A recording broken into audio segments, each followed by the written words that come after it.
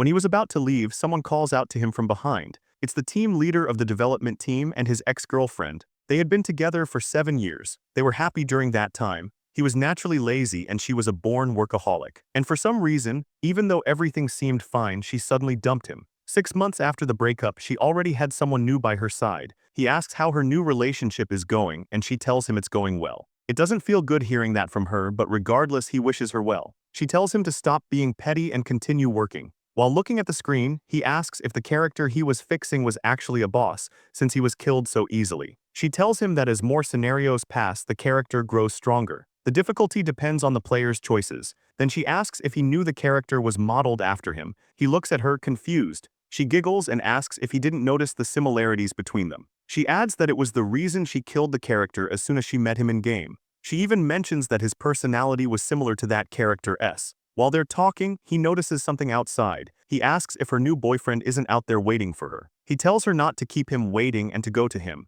She says she will and leaves with a wave. After thinking for a few minutes, he decides to test the new character changes one more time. It feels harsh knowing the villainous character was modeled after him. As a child, Duin was called a magical genius and placed on a pedestal. But in reality, he was just an average mage. And because of his arrogance and noble background, he ended up with the worst personality. He could grow stronger, but he was always surrounded by people who hated him. Woojin wonders if he should add more attributes or personality traits to make the character a little stronger, especially now that he knows the character was based on him. He adds comprehension, wealthy, mightiest touch, sharp eyes, Iron Man. In the end, he adds everything that looks good. Feeling slightly ashamed, he quickly decides to revert the changes. Just then, a notification pops up on his phone. It's the storyteller asking if Woojin needs anything changed in the models and telling him to adjust it himself if necessary. Woojin says he was just looking at the model. The storyteller laughs and tells him to look outside the window. When he does, he sees a circular cloud swirling in the sky, lightning crackling all around it.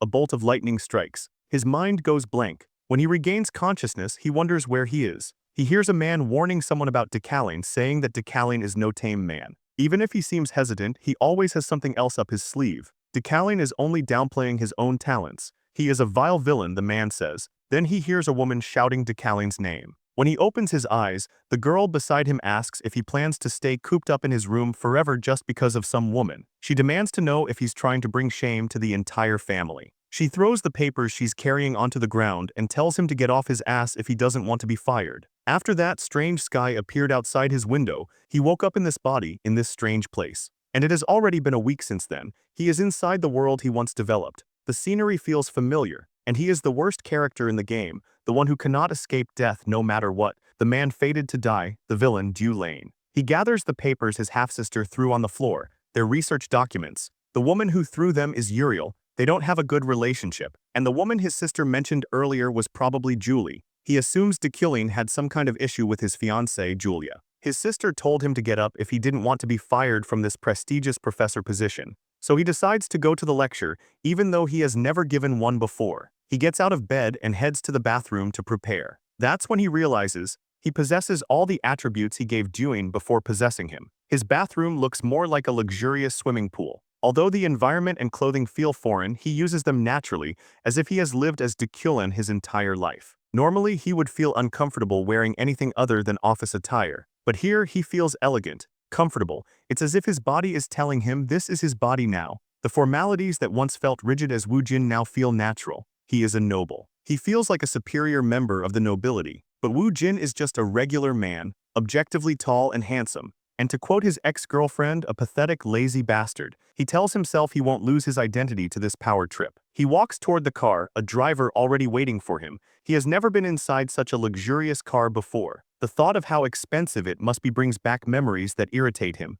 Then he notices someone sitting beside him and wonders who it is. The boy next to him greets him and hands over some papers. He wonders if the kid is an assistant or a secretary and asks if he is a wizard. The boy replies that he has been in Decalane's service for 3 years already. Woojin assumes the document is lecture material, but it's actually a full script for him to read, containing everything needed for the lecture from start to finish. Woojin tells the boy he did a good job. The boy looks shocked. When Woojin tells him to rest until they arrive at the university, even the driver seems surprised that he gave someone a compliment. Woojin himself feels uncomfortable after praising another person. He wonders if it's Decalane's true nature resisting from within.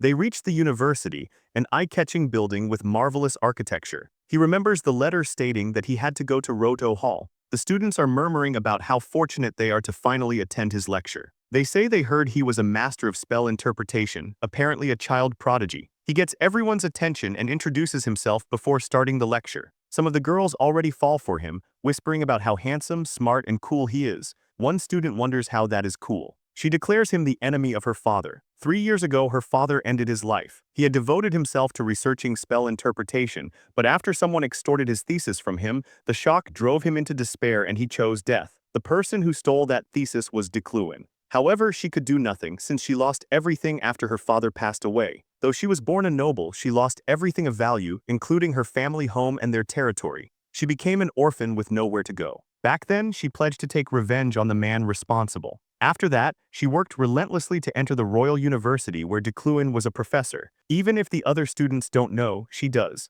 The spell interpretation everyone praises him for is a bluff built on her father's achievements. She wonders how he can stand before her so arrogantly after ruining her family. She says his position should have belonged to her father. She swears to expose him and have him killed. For now, she restrains herself, waiting for the perfect opportunity. Decluin silences the class and announces that he will be teaching a special lecture. He begins by explaining the 3 attributes and the 9 types of magic. As he teaches, he thinks this is easier than he expected. Even though it is his first lecture and he is unfamiliar with magic theory, he understands everything perfectly. One of the attributes Wu Jin gave Duin before possessing him makes all the students focus naturally, without feeling pressured. He tells the students that while hard work is important, without talent they must choose carefully and focus. Wu Jin thinks that line suits Decluin well. He himself is not talented. His current mana at its peak is 3,300. There are named mages with over 30,000 mana, and Wu Jin finds it impressive how Decluin used to accomplish things he should have taken notes on himself. He ends the lecture and hesitates before reading the final line of the script,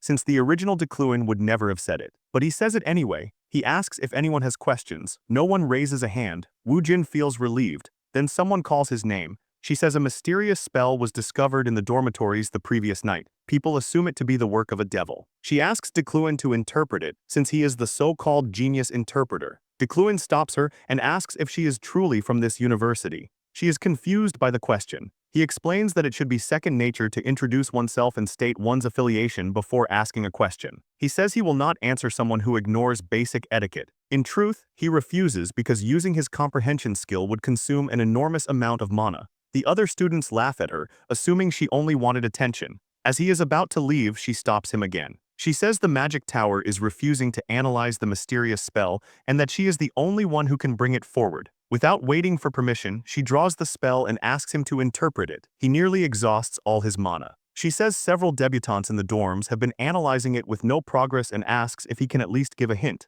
Before she finishes, he tells her it is barrier magic. There is no need for hints. He explains it is a bewitchment-type barrier spell likely used to trap students. She is left speechless. Later, in the cafeteria, she calls him an annoying bastard. She had planned to expose his interpretation skills as a lie using an unknown spell, but instead she was made to look like an ill-mannered fool simply because she failed to state her name. She believes he lied about the spell type. Bewitchment magic is extremely difficult. She only brought the spell drawn in the dorms because she thought it was meant to enhance freshman research skills. She calls Decluin an idiot for exposing himself. One of her friends runs over, calling her name repeatedly. Her friend says that after they assumed it was a barrier and recomposed the spell, Decluin's interpretation turned out to be correct. She asks what she means. Her friend says she was brave to question the professor, but Ephraim cuts her off and asks about the barrier. Her friend asks if Decluin wasn't incredible to interpret it so quickly without any parameters at all. She cannot believe it. Her friend thanks her and leaves to write a report. She convinces herself he was just lucky.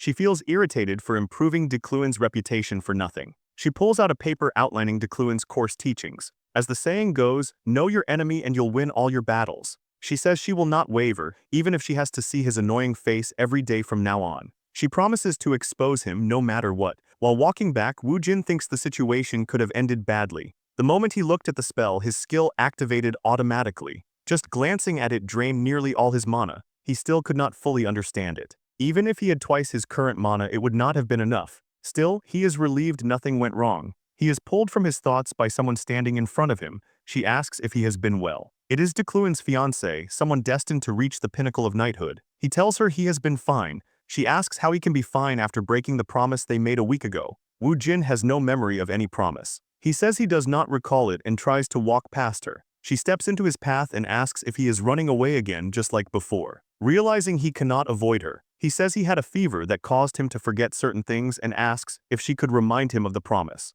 She had asked him to promise that he would be honest about himself, to confess his pretenses and arrogance to everyone if he truly wished to be with her, but she tells him nothing. Instead, she says she was wrong to trust him and steps aside. He glances back at her then leaves now that he is dismissed. She grits her teeth as she walks away. Their engagement was one of convenience. Decluin, a talented mage, and Julie, a gifted knight. With their union, her brother believed only prosperity would follow, both politically and through their bloodlines. No one could object to her brother's decision. It was acceptable. She believed it was for the good of her household even if she did not like him. However, the household soon realized that his talents never truly existed. He had lied his way into his position as a professor. After a certain incident, he stopped producing results. Even so, both families tried to keep it quiet, perhaps because they did not want to become the subject of gossip. They did not want the public to think they had made the wrong decision, but she could not endure it. She was willing to accept the marriage but not the lies. That was her conviction as a knight. That was when she made him promise and he agreed to do as she asked. She had been surprised by his agreement, but now she believes he never intended to keep that promise in the first place. While walking around the university, he pauses to admire how beautiful it looks. The campus is vast, and the gardens are carefully maintained. He and his team had spent countless sleepless nights creating this atmosphere. He thinks it might have been better if he had possessed someone else instead of Decluin. Just then, he notices someone running straight toward him. He instinctively pulls his elbow back to defend himself, but it is only his assistant, who falls after being struck and quickly apologizes, saying he was in a hurry to see his professor. Decluin asks if his name is Zoro. The boy replies that his name is Alan. Decluin says he must have been mistaken. Inside his office, he asks why Alan was in such a rush to see him. Alan explains that it concerns the list of sponsorships for the new mages this year. As Woo Jin scans the names, he notices that several of them are glowing gold. He assumes it is because of the attributes he added earlier. He figures the glowing names represent people who could bring him money. Among them all, the girl who declared him her enemy, Ephraim Luna, shines the brightest. However, she has no sponsors. Decluin asks Alan why no one is backing her. Alan suggests that people may be too afraid to sponsor her, worried they would end up on Decluin's bad side. But she was talented enough to enter the university without attending an academy. If he allows things to continue as they are, he will meet the same fate Decluin was destined for. Decluin had countless deaths in the game: a sword through the heart, a wand to the head, poison in a glass of wine, a bomb on a train. Woo Jin has no intention of dying, so he must make a different choice than Decluin would have. He signs the paper and tells Alan to submit it. After Alan leaves, Woo Jin realizes he will need a great deal of money to survive. Investing in a mage is one method, but it will not be enough. There are countless people in this world who resent Decluin. People who would try to kill him the moment they get the chance. To survive, he needs an escape route, a way to grow stronger. With Decluin's natural lack of talent, he would not be able to respond properly to the dangers ahead. But he possesses something the original Decluin never had: his unique attributes. Decluin once bragged about mastering all 4 elements, but in truth, he could not control them properly. Still, he can combine what he has with his new attributes, especially metal manipulation. This allows him to wield levitating blades, a technique unfamiliar in this world. It is not mainstream magic, but it is powerful. What he lacks in natural talent, he can compensate for by manipulating the properties of metal, but before reaching that level, he must learn the basics. So he begins immediately. The moment he starts, the room fills with a cool blue glow. He is learning telekinesis rapidly. Within moments, he makes a pen float effortlessly. Because he has fully memorized the spell, he does not need a chant or incantation. He can cast it with pure will, but this is only a low-tier technique. Even high-level telekinesis will not take him where he wants to go. As he flips through a magic book, a strange idea forms in his mind. What if he engraved magic circles not only in his mind, but throughout his entire body? The larger the circle, the stronger the effect. If he fully understands his own body, he would not be limited to placing one in his brain. He could carve one into his heart, another into his core, dozens across his body. The risks are obvious: overload, internal damage, possibly even death. But one of the attributes he added is called Iron Man. It allows his body to endure the severe side effects of extreme magical strain. Using the last of his mana, he prepares to test the theory on himself. The moment it begins, he understands why no one has ever dared attempt it. A horrifying pain tears through him, as if every bone is being crushed and every muscle ripped apart. Yet he does not groan, he does not scream, he endures it with the composure of a noble. When it is finally over, his mana is completely depleted. His body is on the verge of collapse, but he has succeeded. A single magic circle had been engraved into his shoulder. At that rate, it would take about 2 weeks to cover his entire body. A month after his first seminar, the day of his first official lecture arrived. The students were confused. They had heard all kinds of rumors about Decluin from their upperclassmen, but this class was nothing like they expected. Instead of giving a lecture, Decluin simply left them a message. Bring me anything from the surrounding area that is overflowing with elemental energy. And just like that, the students were wandering through the forest, searching for something to present. Ephraim was not surprised. She expected this kind of irresponsibility from him. Of course, he would leave the students to figure things out themselves on the first day. As she searched, someone bumped into her from behind. She turned, ready to snap, but froze when she saw who it was. Sylvia, a name she had not heard in years, one of her childhood friends, or at least she used to be. Ephraim wondered if Sylvia even recognized her. Later, while building her elemental construct, Ephraim's thoughts drifted back. 10 years ago, Sylvia's family had surrounded her manor with soldiers. They were afraid of Ephraim and her father's potential, so they pressured them, threatened them, and forced her to abandon magic altogether. Her fists clenched as the memories resurfaced. Then suddenly, the elemental form she was working on vanished, as if the mana had been completely drained. She followed the flow and found Sylvia gathering mana to construct her own element. Ephraim confronted her, asking if she realized she had stolen everything she had just gathered. Sylvia said nothing. That silence only made her angrier. She accused Sylvia of pretending not to recognize her, of acting innocent after threatening her family and driving her away from magic. She demanded to know if Sylvia had been so afraid of losing her spotlight that she crushed someone else's future. Finally, Sylvia spoke. She claimed she did not know Ephraim. That was the last straw. Ephraim asked if Sylvia was looking down on her, mocking her. Sylvia calmly replied that she had heard about Ephraim's father, the once noble man who was now dead. That sentence shattered something inside her. Blinded by rage, she snapped. To everyone's shock, she struck Sylvia, yelling at her to say it again. Sylvia quickly tried to form a barrier to defend herself. A massive explosion followed, and the other students were startled by the sudden blast. Sylvia lay on the ground while Ephraim grabbed her by the hair, demanding she repeat herself one more time. Then she noticed something strange behind her. An unstable purple orb, like a void, formed where their mana had collided with the element Sylvia was constructing. The void began sucking in everything around it. The students panicked and tried to run as it swelled, ready to explode. Ephraim knew that if it detonated, metal fragments would scatter everywhere and kill everyone nearby. It exploded. Ephraim tried to raise a barrier to protect herself, but nothing happened. The fragments were floating in front of Decluin. They began moving again, then flew toward him and dissolved into mana. The moment he used telekinesis, gasps echoed all around. As students of magic, they could not help but feel the beauty of it, enchantment magic so refined and dazzling that it commanded silent admiration. After extracting all the mana from the fragments, he gathered the debris into a pile and announced that the lecture would end there. He ordered everyone except those who caused the disturbance to leave immediately. Ephraim knew she was finished. He brought both of them to the interrogation room. One professor who had arrived late immediately began flattering him and the chairwoman. The chairwoman welcomed them and apologized for the sudden summons. Professor Ran, who had been flattering them moments earlier, demanded to know who dared lay hands on a member of a higher noble family. He claimed he heard it was a lowly commoner who had not even attended an academy. He praised Decluin in nearly every sentence, remarking how impressive it was that he resolved the situation before it escalated further. Wu Jin realized the old man was trying to curry favor, but it was only natural for them to side with an influential noble family rather than a fallen nobody. He decided it would be best to alter the outcome of the disciplinary meeting. From the moment he arrived, he sensed a scarlet energy radiating from Ephraim. It seemed only he could perceive it, like a warning that his death was drawing closer. The disciplinary hearing between Sylvia and Ephraim began. Immediately, the old professor began berating Ephraim, saying she could have seriously injured many students if Decluin had not intervened. He demanded to know the reason for the conflict. She replied that she could not answer. She knew Decluin was behind the glass and did not want him to learn about her father. Sylvia had insulted him,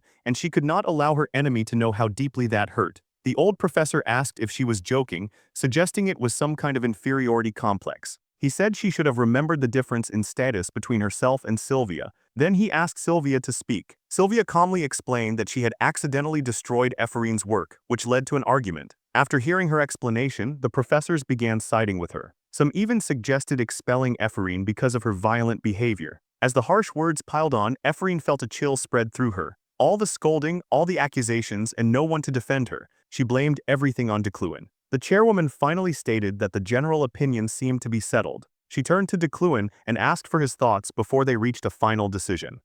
Decluin began by stating that he was speaking as the head professor of the Magic Tower and a member of the disciplinary committee. At that moment, Ephraim was certain she would be expelled. He continued and asked whether she believed she held no fault in the incident, but instead of directing the question at Ephraim, he pointed it at Sylvia, catching them both off guard. Even the old professor looked stunned. Decluin noted that Sylvia could have easily prevented the incident, yet made no effort to do so. He asked whether the abilities everyone held in such high regard were not enough to stop it. Sylvia admitted it and apologized, saying she did not block Ephraim's attack because she wanted her to fall into greater trouble. Ephraim could not understand why he questioned Sylvia instead of her, even though she had been the one who struck first. The old professor raised the same point, insisting the attacker was at fault. Decluin responded that if they wished to argue context, then it was his fault for designing the lecture that led to this situation. He asked the old professor whether he wanted him to take the blame instead. The professor quickly denied it. Ephraim wondered why Decluin would go so far as to refute a professor who was clearly siding with Sylvia just to defend her. The chairwoman finally intervened and said that was enough.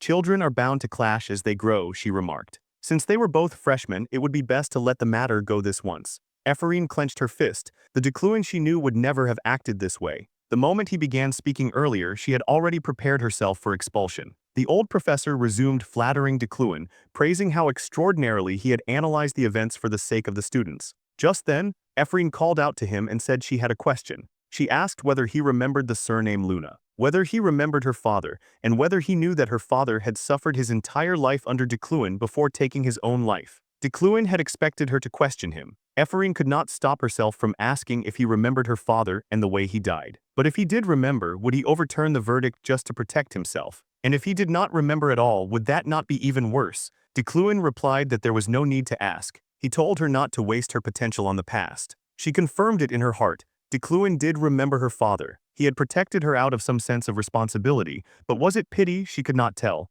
Still, she felt a strange satisfaction knowing he had not forgotten her. Not yet. Later in the carriage, Sylvia's father asked what had happened. He told her she no longer needed to worry about Ephraim. Ephraim had missed her window to refine her talent, he said, and would never be able to match Sylvia now. 10 years ago, on the day of the Academy's aptitude exam, Sylvia first met Ephraim. The priest declared that both of them possessed the talent to become archmages. Two children from the same generation who could one day reach the pinnacle of the magic world, a realm even the emperor could not interfere with. Among the 3 seats at that pinnacle, the first belonged to Archmage de Marsan. 2 seats remained vacant at the time, but one was likely already reserved for Adeline, the university's chairwoman. That meant Sylvia would have to compete with Ephraim for the final seat. She understood all of this without her father having to explain it. Her father had pressured Ephraim's father into abandoning her enrollment at the academy. Sylvia knew it was done entirely for her sake, to ensure a smooth path toward becoming an archmage. It was both her wish and her fate. When she remembered Ephraim asking whether she was afraid of her catching up, Sylvia concluded that Ephraim had simply been unlucky. Her father then warned her that she should be more concerned about Decluin than about that Luna girl. Decluin was not a simple man. Even if he appeared stagnant now, he had once been called a genius in his youth. He could rise again without warning. Sylvia already understood that. He had seen through her trap. She had intentionally drawn Ephraim's mana. She had arranged the construct to explode upon contact with it. The larger the incident, the deeper the trouble Ephraim would fall into. Yet Decluin saw through the scheme instantly, even though she had been careful to ensure no one was watching. And instead of exposing her, he chose compromise. In essence, he was telling her, "I know everything, so cooperate with me." She had once thought he was merely an arrogant man with slightly above-average talent, but now she wondered if she had picked a fight with the wrong person. A few days later, at Decluin's manor, he prepared to attend a social event. As his carriage rolled forward, he reflected that supporting Ephraim had been the right choice, since he no longer felt the presence of death creeping toward him. He had not known she was that Ephraim when she questioned him in class, yet he quickly realized she likely harbored hostility toward him. Even then, he understood that Sylvia might now hold a grudge as well, but he had no alternative. It had been a matter of escaping certain death. He would have preferred to avoid gatherings like this, yet there was much to gain from attending, so he endured it. While there, he decided he would observe some of the major figures. Upon arrival, the servants welcomed him. The hall was filled with nobles, many of whom he recognized. One in particular stood out, Ehelm, the very character Wu Jin had once modeled himself after. As he considered Ehelm, an elderly noble approached to greet him. Soon, once word spread that Decluin had arrived, the surrounding nobles rushed over, eager to speak with him. Amid the noise, he caught a familiar name. Without hesitation, he brushed past the crowd toward the one who had mentioned it, Ganesha. Becoming acquainted with her, a woman destined to be a turning point among the adventurers, would be the greatest gain he could achieve tonight. He moved through the party searching for her, unaware that she was already observing him from the balcony above. Wary, he sensed her gaze and looked up, spotting the woman with red pigtails dressed in adventurer's attire. As he made his way toward her, someone called out to him, "Ehelm." He approached Decluin with a faint smile, asking how his research was progressing, mentioning the rumors that it had stagnated for over 3 years and how people were beginning to doubt his abilities. Decluin recognized the thinly veiled taunt. They had once been peers at the university, even close. But after losing the head professor position to Decluin, Ehelm had nurtured quiet jealousy. Perhaps the original Decluin would have taken the bait, but such provocations meant nothing to Wu Jin. When Decluin glanced back toward the balcony, Ganesha was gone. Ehelm added that no one would like Decluin if he continued acting so high and mighty. Annoyed that he had lost sight of Ganesha because of him, Decluin stepped closer and told him to cut it out, calling him a rotten, cheese-like bastard before turning away. He left quickly to search for Ganesha again, yet everywhere he went, nobles tried to flatter him, wasting more of his time. Eventually, he stepped outside for fresh air. To his surprise, Ganesha was standing beside him. She asked if he had been looking for her. He replied that he had only stepped out to escape the leeches, though since she approached him first, he wondered if they were already acquainted. He added that he had simply been lost. Ganesha laughed and said she knew he had been searching for her. She apologized for failing the mission he had assigned, explaining that the advance payment had been fully returned along with the cancellation fee, and asked him to let it go just this once. She said she was sorry she could not bring him the child talented in magic that he had requested. She had grown attached and could not hand them over. Decluin had intended to adopt a gifted child to compensate for his own shortcomings. Ganesha then asked if she could pose a question. He asked what she meant. She asked how long he planned to continue living as he had been. Before Wu Jin possessed Decluin's body, he had accepted empty praise from those who offered no real support. He destroyed the trust of those around him and hurt many in pursuit of fame, but Wu Jin's only goal was survival. He told her he would live differently. Ganesha blinked, clearly surprised. She leaned closer and admitted she had not expected that answer. She thought he might attempt to kill her after she accepted the mission and then fled. He responded that she was worrying excessively for no reason. Wu Jin knew very well that trying to kill Ganesha would likely cost him his life. Though she did not appear imposing, she was among the strongest adventurers alive, possessing an invincible body and mastery of countless martial arts. A fighter who had reached the physical peak. And with Wu Jin now in control, Decluin had neither the time nor the intent to send assassins after her. Ganesha wondered aloud whether he had eaten something strange. Having achieved what he came for, he told her he would be returning and that she need not worry. She asked if he was truly leaving and whether it was really fine, whether there would truly be no assassinations, no deaths. He turned back and said such things were classless. She fell silent. With his sister's influence, he could always use the Adventurers Guild to pressure Ganesha in the future if necessary. Elsewhere in the hall, one of Julie's relatives asked how long she planned to remain at the event. Julie replied that she had not wanted to attend in the first place. The relative tried to coax her away from the dining table, but Julie refused to move. Then she asked how things were going with Decluin. Julie asked what she meant, and the relative said she was worried because there had been so many rumors. Julie's expression darkened as she recalled that day. She said it was obvious things were not going well. The relative urged her to lower her voice. At that moment, Julie noticed Decluin descending the stairs. He ignored her completely and walked straight toward the exit. The guests were stunned. Decluin, who once loved social gatherings, was leaving early, without even sparing a glance at his fiancée.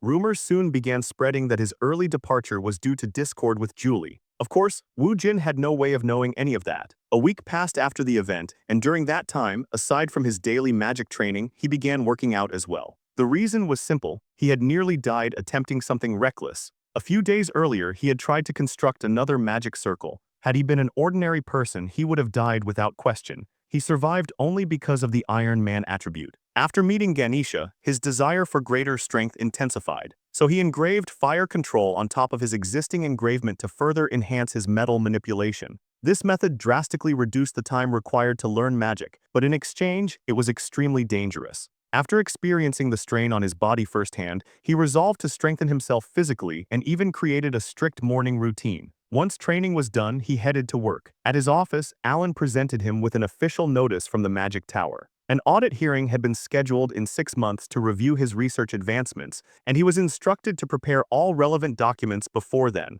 For Wu Jin, it was a disastrous situation. Decluin's research had been stagnant for over 3 years. Losing his professorship with all its privileges would be no different from losing his only hope of ever returning to Earth. He needed to find something in Decluin's laboratory and quickly. He entered with hope, but the moment he opened the door, he froze. The room was a complete mess, as if untouched for years. One particular heap of trash looked deliberately out of place. He did not know who had done it, but they clearly understood that the former Decluan would never bother entering again after seeing such chaos. Fortunately, Wu Jin had telekinesis. As he cleaned the room, he discovered a research journal buried beneath the debris. It was encrypted to prevent anyone from stealing its contents. That precaution was meaningless to him. His attributes allowed him to comprehend anything. The book emitted a brilliant golden glow, a sign that the research inside was extraordinarily valuable. As he read through it, he realized it was genius, yet incomplete. Pages were torn out. Certain sections were blank, some logical steps were flawed. Even so, its brilliance was undeniable. Inside, he found a bookmark, a childhood photo of Ephraim.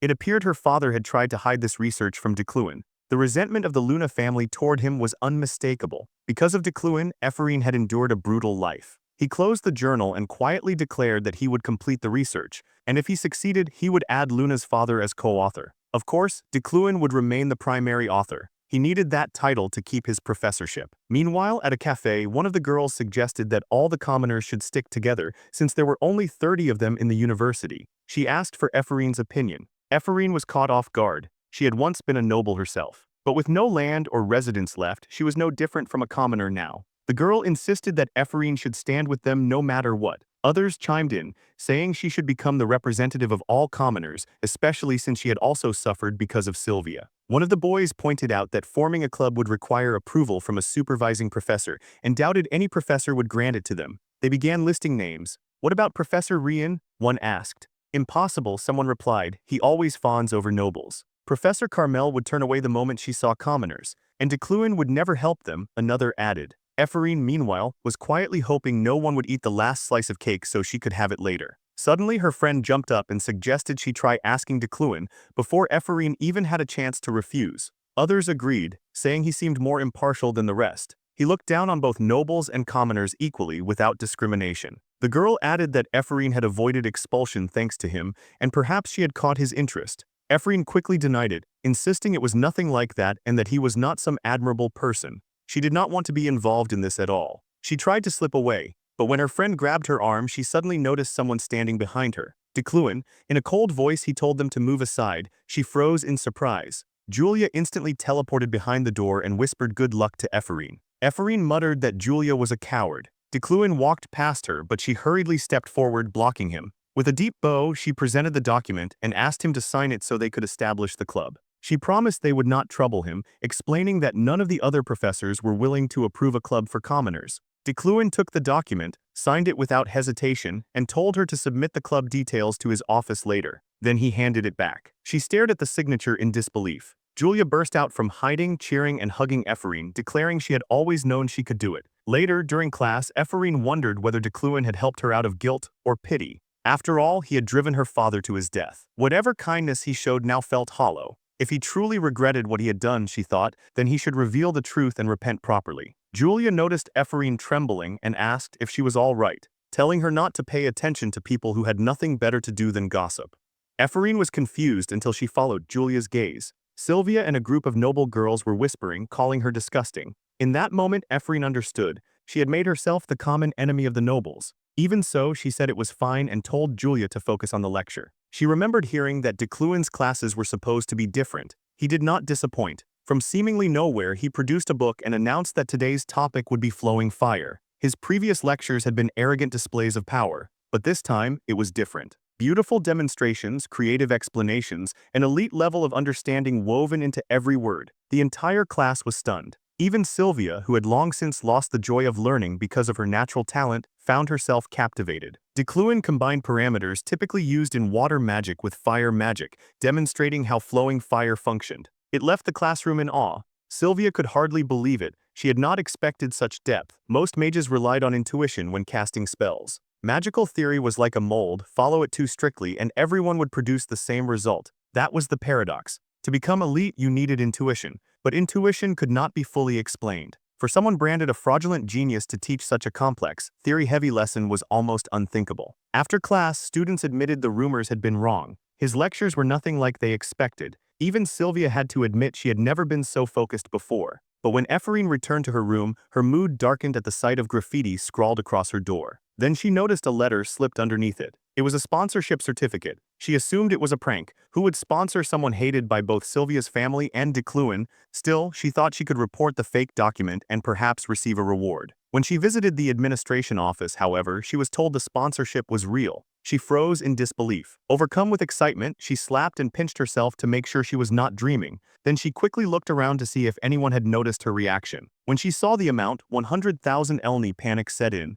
She hurried back and packed an emergency suitcase just in case. Regret crept in. She should not have gone to the office. The staff member had given her a strange look. What if someone targeted her for the money? I should have been more careful, she muttered, accidentally banging her head against the desk. It hurt, but she did not wake up. Tears filled her eyes. Someone had finally acknowledged her talent. She felt grateful that there were still kind people in the world. Wiping her tears, she steadied herself and resolved to work even harder from now on. Meanwhile, at her manor, Decluin's sister, Eucline, received word that he had gone to an auction. She ruffled her hair in frustration, recalling how the last time he attended one, he spent 10 million elm. If he caused trouble again, she would not forgive him. At the auction house, Wu Jin was thrilled. He could finally purchase what he needed. During his telekinesis training, he realized he required metal to compensate for his lack of mastery. His current item, made of wood steel, was only a temporary solution. What he truly needed would be available here. He entered the VVVIP waiting room and immediately spotted Julie. She noticed him just as quickly and rose from her seat to face him.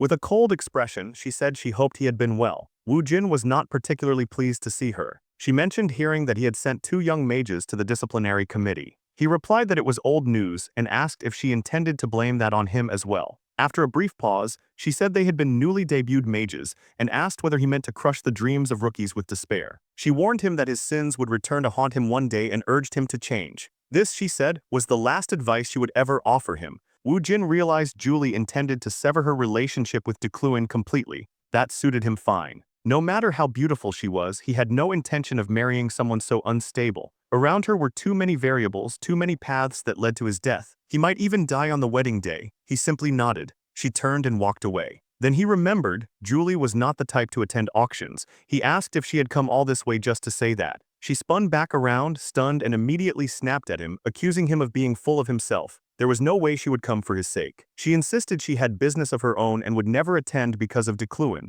Wu Jin told her he understood and asked her to calm down, saying it once was enough. She puffed her cheeks in irritation before leaving. For a brief moment, he found her unexpectedly cute. And then it hit him. Why had his emotions shifted so suddenly? Just seconds ago, he had been calculating how dangerous it was to be near her. Was he being influenced by Decluin's lingering emotions, despite his efforts to guard his own mind from corruption? They announced that the auction will begin shortly. He brushes aside his lingering thoughts, telling himself he is simply overthinking. The first item appears a normal-looking vase, but in his eyes it glows bright gold, a clear sign of value. Bidders raise the price quickly, yet he calmly outbids them all and secures it for 25 million. Even at that price, the vase does not lose its golden glow. He still has 205 million in his account, so he continues. A ring for 3 million, scissors for 1 million, a necklace for 3 million, another item for 5 million. Whispers spread through the room as people begin to wonder what he is doing, watching him purchase item after item. Julie assumes he is simply seeking attention. She cannot believe he would waste such absurd amounts of money for vanity. She is here for only one thing: Winter's Fire, the final item of the auction. Winter's Fire, the Snowflare Stone. This is the element Wu Jin has been waiting for. One of the rarest metals in the world, used to forge weapons of immense power, a material that holds both heat and cold within it. Only dragon bones surpass it, making this the finest possible ingredient for him. Julie wants it as well for her sword. The bidding begins at 10 million and rapidly climbs to 30 million. Just as Julie prepares to raise her paddle, she hears Decluin's voice. 31 million. She turns sharply, anger flashing across her face. Decluin's gaze never leaves the stone. Back and forth the bids rise. Some spectators whisper that he intends to gift it to his fiancée, the famed swordswoman. Others claim he is so deeply in love that he refuses to let her buy it herself. Decluin does not even realize he is competing with Julie. He understands she may resent him for taking it, but that cannot be helped. He needs it more. It has not appeared in 3 years and no one knows when it will surface again. Julie thinks the same. Neither of them is willing to yield. At last, the final call falls at 42 million elni. The winner, Decluin. The crowd erupts, calling it the most intense auction in recent memory. Rumors ignite instantly. Some say he will present the stone to Julie, just as he once showered her with extravagant gifts on their engagement day. But for Julie, that day had been the worst of her life. Surrounded by his wealth, she felt only humiliation.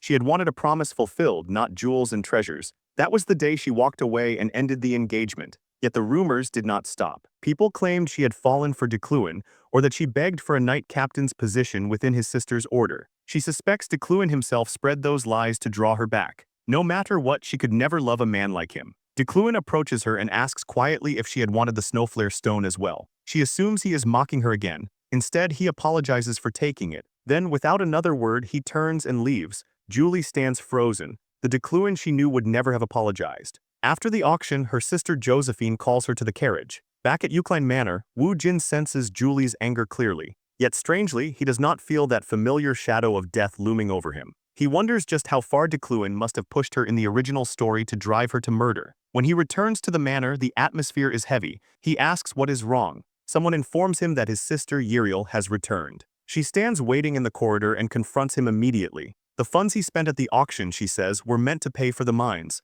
Was that why he took her money? He tries to reassure her, insisting that everything he purchased will generate profit. She explodes. She accuses him of treating her like a garbage bin, someone who exists only to clean up his messes. Through tears, she reveals that the estate has been struggling financially. She and the workers have been exhausting themselves to keep it afloat, while he gambles away their savings. She says he has squandered everything their parents left behind, burning through 150 million elni in a single day. The pressure thickens. Woo Jin feels death creeping closer. One wrong sentence and it will be over. But if he retreats now, he will lose everything. He makes a choice. He offers her the position of head of the family. She freezes. Is he serious? She asks. Yes, he answers. She thinks it is another lie, so he swears he will bind it with a mage's oath, a vow that kills the one who breaks it. Her eyes widen. She warns him that if he goes back on his word, she will kill him herself. Then, resolute, she storms off to deal with the chaos left by the auction. Woo Jin exhales slowly. It feels as though a storm has just passed, but he is still alive. Perhaps if he continues making bold, calculated decisions like this, he can finally escape his fate. Just then, Ganesha, who had been quietly spying on him, remarked that he truly meant what he said about changing. Woo Jin called her an unwelcome guest. She apologized, explaining that she had witnessed something shocking. Woo Jin replied that Yahello was better suited to be the head of the family anyway. There was no reason for her to be surprised. Ganesha then dropped a bombshell. Yahello did not have a single drop of Yuklin blood. Woo Jin froze. He had never heard that before. Yahello was supposed to be his half-sister, so he already knew they were not fully related by blood. But hearing they were not related at all was something entirely different. Ganesha asked if that was acceptable, reminding him that he had been the one to request an investigation into his background in the first place. Woo Jin steadied himself and said it did not matter. Ganesha observed that he had surprised her quite a bit today. Before leaving, she promised to keep the truth about his relationship with Yahello secret. But she also left him with a warning. The Six Snake Heads organization had begun moving. They were targeting the items he had purchased at the auction. While the auction house would likely deliver them safely, the magical defenses of his estate were so weak that even she could break in without difficulty. With that, she vanished, leaving behind only a handkerchief. Woo Jin remained seated, processing everything. The revelation about Yahello meant nothing to him. He was not the original Decluin, and nothing about how he treated her would change. Meanwhile, deep in the jungle where Ganesha had set up camp, she sat by a fire with her companions. She commented that Decluin was behaving like an entirely different person now. Even a man like him seemed different when he spoke with sincerity. One of her subordinates teased that she simply had a weakness for handsome men and would have liked him regardless. She jokingly threatened to tear him apart for saying that. When he insisted his grandmother thought he was handsome, she laughed and said a handsome man must have been standing behind him when she said it. Another companion, a relative of Julie who worked as an adventurer, asked whether Decluin truly had a human side now. Ganesha confirmed that they would no longer need to monitor him closely. He did not appear interested in enslaving magic users anymore. Before departing, she instructed everyone to keep this discussion secret. Then they gathered together and teleported out of the forest. The next day at the university, Woo Jin was considering ways to strengthen his combat ability when Alan knocked and entered. He handed him a copy of the wizard's journal. Inside was a published warning about the infamous wizard killer, Lockhart, the greatest threat to any mage. Woo Jin felt no concern. He was not just any mage. In fact, part of him almost hoped to cross paths with Lockhart. As he prepared to head to the library, he casually asked Alan whether he had any interest in becoming an assistant professor. Alan answered yes without a moment's hesitation. Then, realizing what he had just said, he nervously asked if Decluin was truly recommending him, even after constantly claiming he had no talent. Decluin replied that he had changed his mind after seeing how earnest Alan was, though in truth he had simply received notice that it was time to select an assistant professor. He handed Alan a bangle engraved with the Eucline emblem. Alan bowed deeply, his eyes brimming with tears. While he was overcome with emotion, Decluin merely thought it would be a waste to let someone so skilled at organizing and handling tasks slip away. Unlike the others who had left Decluin begrudgingly, Alan had remained loyal despite everything. Decluin gave him some money and told him to celebrate with a proper dinner. Alan tried to refuse, saying it was too much, but Decluin had already turned and walked away. He headed to the staff-only section of the library, hoping to find anything related to the Luna family, or perhaps a manipulation grimoire to patch the flaws in the spell paper he had found earlier. As he scanned the shelves, he noticed someone familiar, Sylvia. He immediately asked what she was doing inside a staff-only library, catching her completely off guard. 10 minutes before Decluin arrived, Sylvia had come searching for study materials. The librarian had asked Professor Relan what should be done. The professor, who always catered to nobles, allowed her inside without hesitation since Sylvia was the successor of the Iliad family. Her hobby was studying literature and language. She had come to the restricted section to find a novel written in Ethanol, the language of the fairies. After the fairies disappeared, the value of texts written in their language had soared, making the novel increasingly rare. She knew this library housed a copy. Of course, she never expected to run into Decluin here. He asked if she wanted another disciplinary committee meeting. She wondered why he was here when she had heard he never visited this place. She explained that she had received permission from Professor Relan. Decluin asked whether Professor Relan and the librarian condoned violating school regulations and remarked that they might deserve discipline as well. With a flick of magic, he pulled the book from her hands. He asked if she had broken school rules just to find a romance novel. Blushing, she asked how he could read Ethanol. Then she insisted she was only interested in the literature and language. He told her he would let it slide this time, but warned her not to repeat it without proper authorization, unless her goal was to flaunt her family's influence. As he walked away, she stood there, humiliated, wondering how he could possibly read the language of the fairies. Later that day, during practical training in the forest, one of the professors remarked on how composed the students were, even inside the Mountain of Darkness. The mountain held significant importance and was kept under strict security by the university. It served as a real-world training ground. Because of the dangerous beasts and creatures within, protective barriers were maintained, and an on-duty professor always patrolled the area. Professor Ran, already out of breath, asked Decluin who should serve as the on-duty professor this week. Decluin replied that he would take the role himself. Relan immediately began praising how noble and considerate Decluin was for prioritizing the students' safety, but Decluin felt a strange pull deep within him and wanted to investigate it personally. The other professors eventually left him alone. 9 hours later, at a cafe, Efren treated several of her friends to expensive ice cream. She now had 100,000 elni. They asked if it was really alright to indulge like this, and Efren told them not to hold back. Julia mentioned that she had already submitted the club establishment plan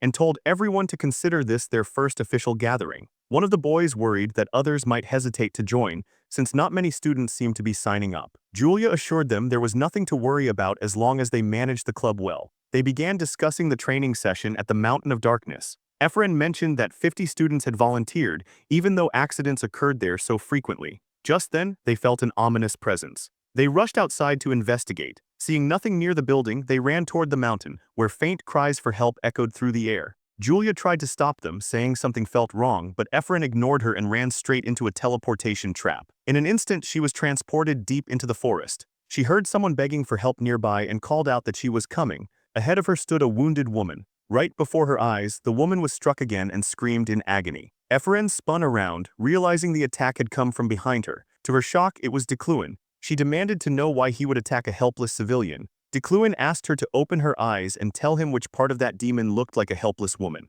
The woman's form twisted and transformed into a demon. Decluin asked if she had truly fallen for a demon's illusion magic so easily. With telekinesis, he pulled Efren away and told her not to interfere, ordering her to leave. He dragged her further from the fight using his magic. Then he turned back to the demon and said it was time to hunt. The demon, furious at losing easy prey, lunged at him. He dodged swiftly, and the attacks he could not evade were blocked by the metal elements he conjured. After analyzing it, he realized the core embedded in its forehead marked it as a demon specialized in illusions. And because of his own attributes, his metal-based attacks were not particularly effective against it. His blood began to boil. The Euclines had been renowned demon hunters since ancient times, and that lineage was awakening within Decluin. He could not allow a demon standing before him to survive. A rage unlike anything he had felt before surged through him as he faced it. After that, the battle ended in a flash. Even after killing it, Decluin continued insulting the demon's corpse. He understood that this appearance marked the point where the game he had created was meant to begin.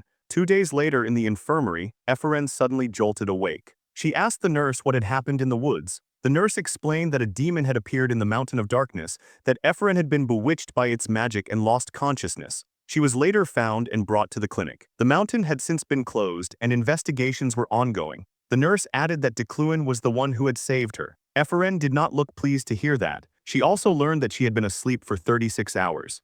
Veyron realized it was Wednesday and bolted upright, saying she was late. She rushed to class and arrived with barely any time to spare. Julia waved her over and called her name. She said she had gone to the clinic to visit, but Veyron hadn't woken up. Veyron replied that she was in the best condition possible after sleeping so much. Noticing ingredients laid out on the desks, she asked Julia if she had missed something. Julia said the ingredients had already been there before she arrived. Decluin entered the room with Alan, who was carrying a box. Veyron wondered who Alan was. Decluin announced to the class that Alan would be his teaching assistant. The students began whispering. They thought Decluin preferred teaching alone and had never taken on an assistant before. Veyron felt it made no sense. Her father had remained a researcher into his 30s because he was never able to become Decluin's teaching assistant. Why would Decluin suddenly accept an unknown mage as his aide? Decluin explained that today's lesson would be experiential learning. He instructed them to solve the assigned task within 3 hours. Alan handed each student a timer. Veyron glanced at the bracelet she had inherited. Every time she looked at it, she wondered what her father had meant to Decluin. Why hadn't Decluin given her father a chance? Why was he changing now? She tried to focus and construct a spell, but her thoughts kept tangling together. At 25 minutes and 15 seconds, one student had already finished. Of course, it was Sylvia. Decluin walked over, examined her work, and said the spell was perfect. He exempted her from the rest of class. As Sylvia left, she glanced at Veyron, who was still struggling, and scoffed. Veyron pushed herself harder, trying to finish quickly. Julia completed the task next, and after her, the others finished one by one, everyone except Veyron. She felt like it was over for her. Not only had she failed to outperform Sylvia, she hadn't even completed the assignment. Why was she like this? Was she just stupid? Unable to handle something so simple? Maybe she should give up. She hadn't even attended the academy properly. How could she compete with them? Just then, Decluin announced that 5 hours and 47 minutes had passed. He asked how long she intended to keep him waiting. Veyron had assumed he left when class ended. He said she had broken down over a simple task and couldn't even finish it. She apologized.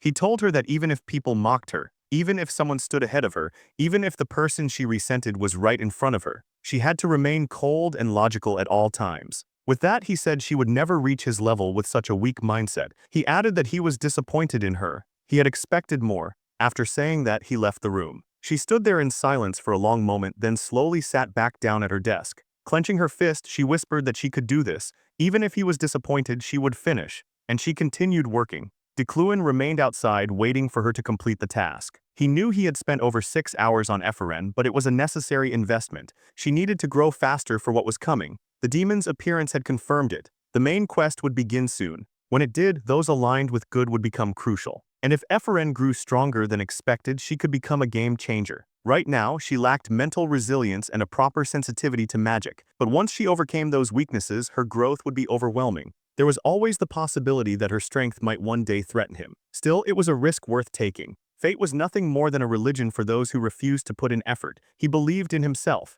And with Decluin's personality, he would never allow a young mage like her to surpass him so easily. The classroom door opened. Veyron stepped out. Decluin quickly stepped back inside to check her work. She had completed it. He noted the time 6 hours and 25 minutes. He wrote that she displayed the innate flaws of a non-academy graduate. However, the quality of her result was worthy of being considered for first place. Later, as he left the university, a man in a white suit approached him. It was Zeit, the brother of his fiancée, Julie. A cold sweat slid down Decluin's cheek as he gave Zeit a shallow bow. Zeit was the current head of the frightened family, the very one who had strongly pushed for Decluin and Julie's betrothal. More importantly, his combat strength surpassed even Ganesha's, placing him among the top 3 strongest. Why would someone like that seek him out? Decluin wondered if it was about the Snowflare Stone. If so, this could become a fatal variable. He had no cards to play against a monster like Zeit. Zeit stopped in front of him, towering over him. He said he was simply concerned, since Decluin and Julie had not been getting along lately. He mentioned that he planned to arrange a dinner within the week and asked if that would be acceptable. Decluin felt a small sense of relief that Zeit appeared friendly for now.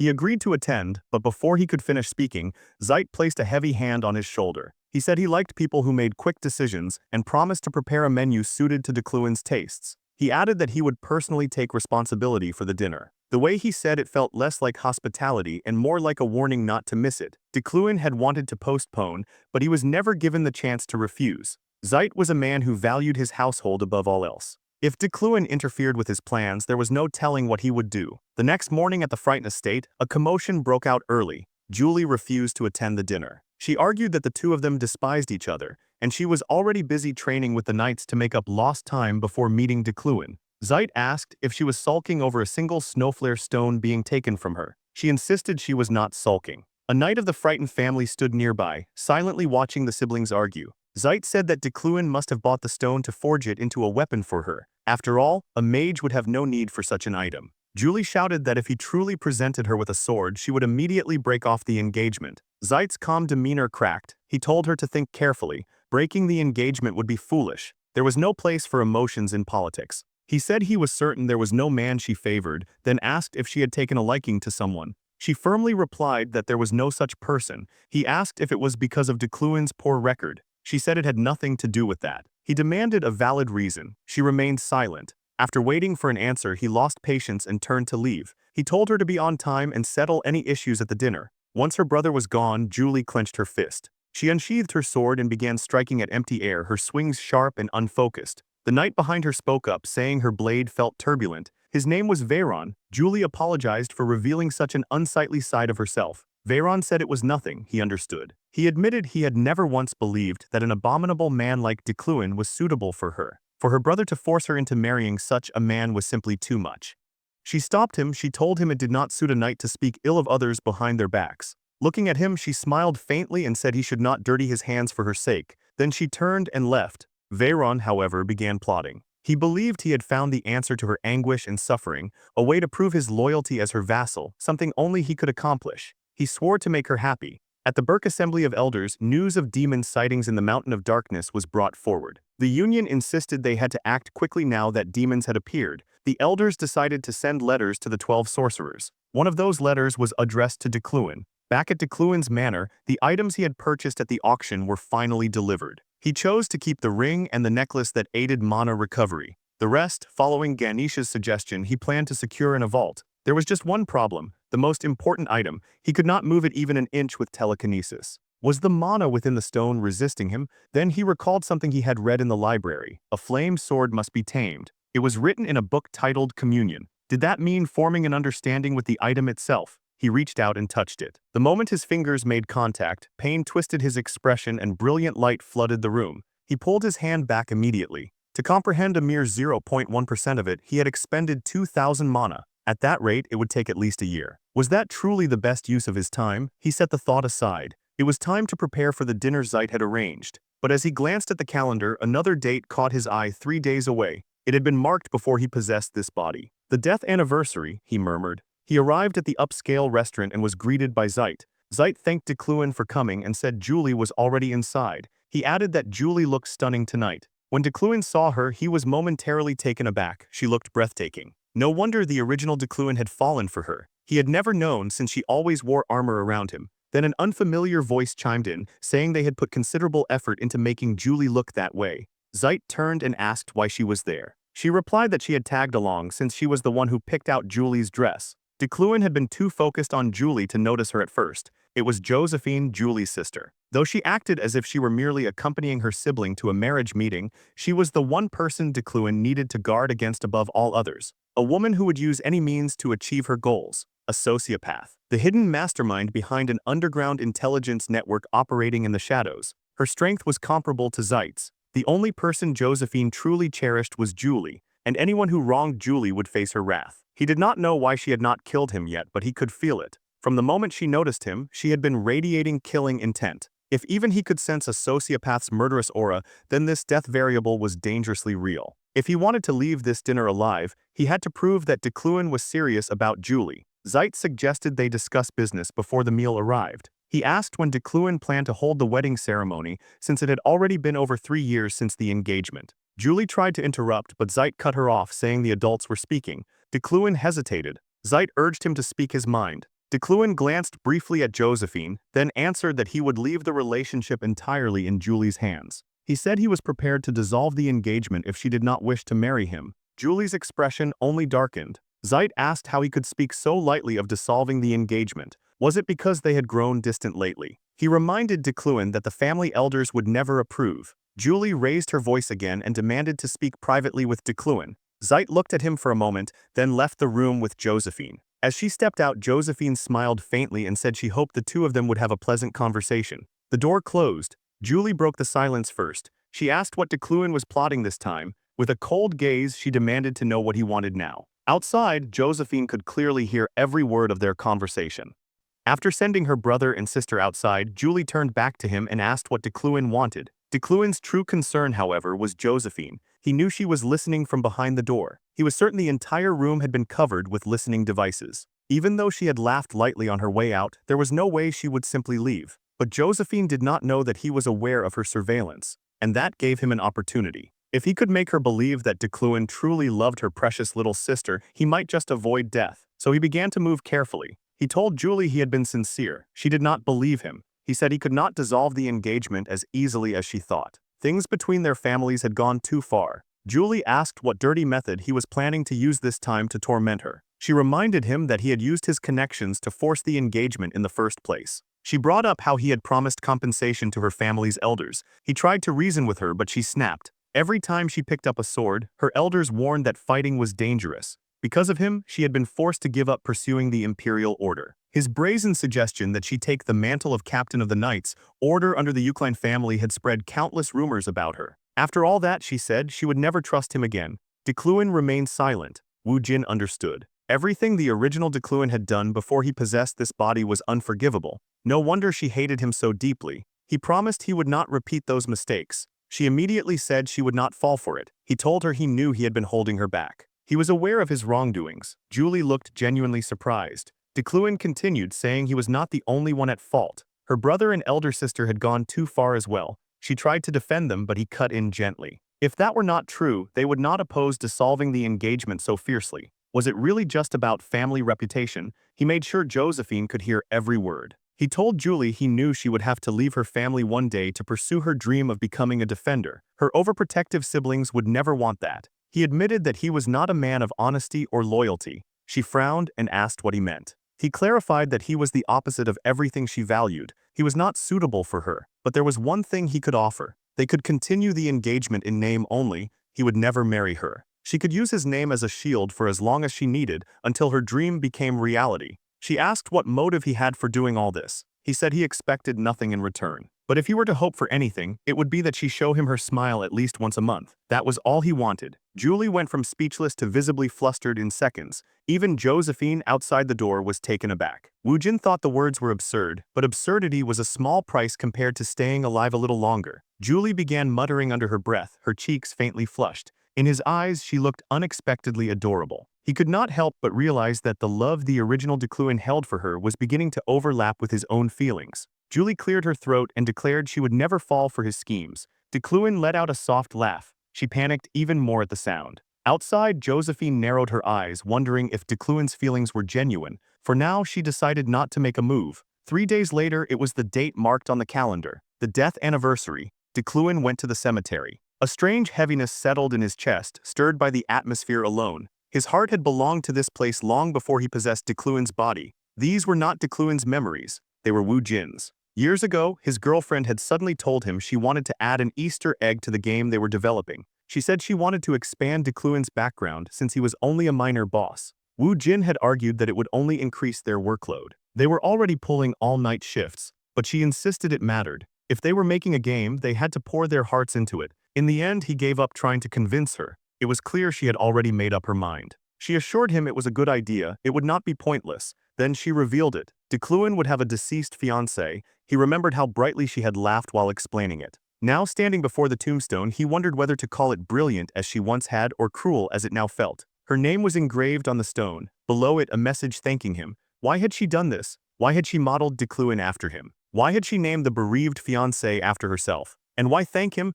He reached out and touched the cold surface of the tomb. Tears streamed down his face as he tried to understand her reasons. It felt as if he could almost hear her whisper. Memories flooded back endlessly the longer he stood there. The way she used to smile while praising his drawings. The coat she placed over his shoulders when he shivered in the winter cold. The warmth of her hand in his as she told him she loved him. The way she lifted his spirits whenever he felt exhausted. 7 years together. 7 years with her always by his side. As he wept quietly before the grave, someone nearby watched him with a hardened, angered expression.